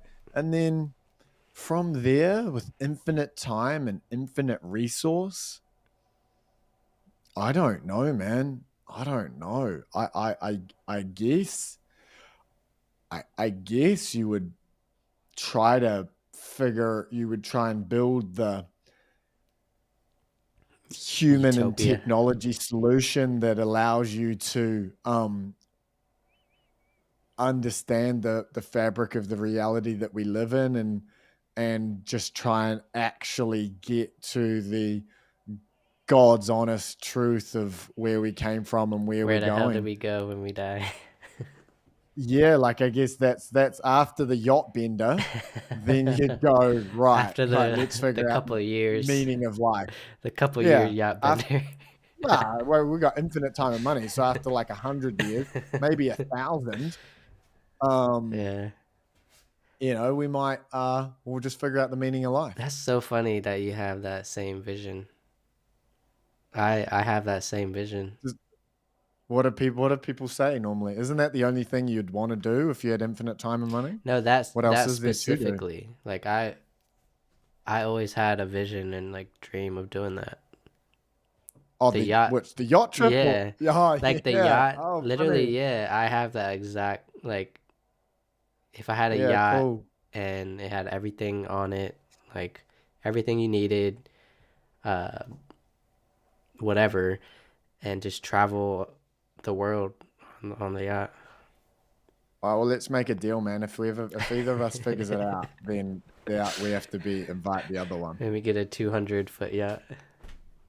Yeah, yeah, and I'll get a 201-foot yacht if you get a 200-foot One yacht. up That's me. how it works. Yeah, yeah. I'll just put a little antenna on the front or something. I'm pretty sure that's how billionaires compete. Hey, they're like, oh yeah, whatever, Abramovich. I mean, have you My yacht's got ever been to Fort Lauderdale, Florida? no, no. I've been to Orlando, Fort but I never. Lauderdale, Florida is like the uh yacht capital of like everybody goes to Fort Lauderdale, Florida and has like the biggest yachts and they have like yacht conventions and all kinds of bullshit. Yeah, I've got like there's these Maritimo 55, like there's like a 55-foot yacht that I really like the look of. It's like 2 stories, it's 3 bedrooms, it's got a nice little the comfort jet skis and all that sort of shit. But they're about 3 million New Zealand dollars, so like maybe like 1.5, 1.8 million US. But the problem's not buying it. The problem's like if you got a two Maintain million it. dollar yacht, it's like 200 a And then year. So yeah, and then you people don't realize when you park it in a spot that's like you pay there's for all of that. you pay for the parking spot, which is like thousands of dollars a day. Yeah, it's a lot of So money. It's a yeah, lot so of you money. have So to be yeah, like super yeah, you fucking can't be wealthy. making like it's hard to be making like $1 million a year and have a $2 million yacht because now like 20% of your net worth is net income is Yeah, fucking and then boat if you want to maintenance. take it out, you have to have a team of fucking naval sailors. Yeah, yeah, yeah. I got a friend, and he was telling me about a friend of his that has like a 60-foot yacht, and it cost him like $3,000 worth of diesel to so it's probably about 1,500 US worth of diesel for like one weekend trip out around some islands and stuff. It's like, yeah, it's not cheap, but dude. More questions? Have you got more questions? No, Are we there? this is so last This is a question. Joe Rogan. Yeah, I mean, this is a Rogan episode. I love that's what it. I'm striving for, man. So Yeah, Rogan, it's cool. but But yeah, my last question is, you got anything that you want to tell whoever's listening that could impact their life or resonate with them? Figure out what you're willing to die for, and that's probably the most important thing in your life. And then, yeah, base everything you do maybe around that. Simon Phillips, thank you, man. Cool, brother. Thank you. All right, everybody. Legend. Peace out. All right.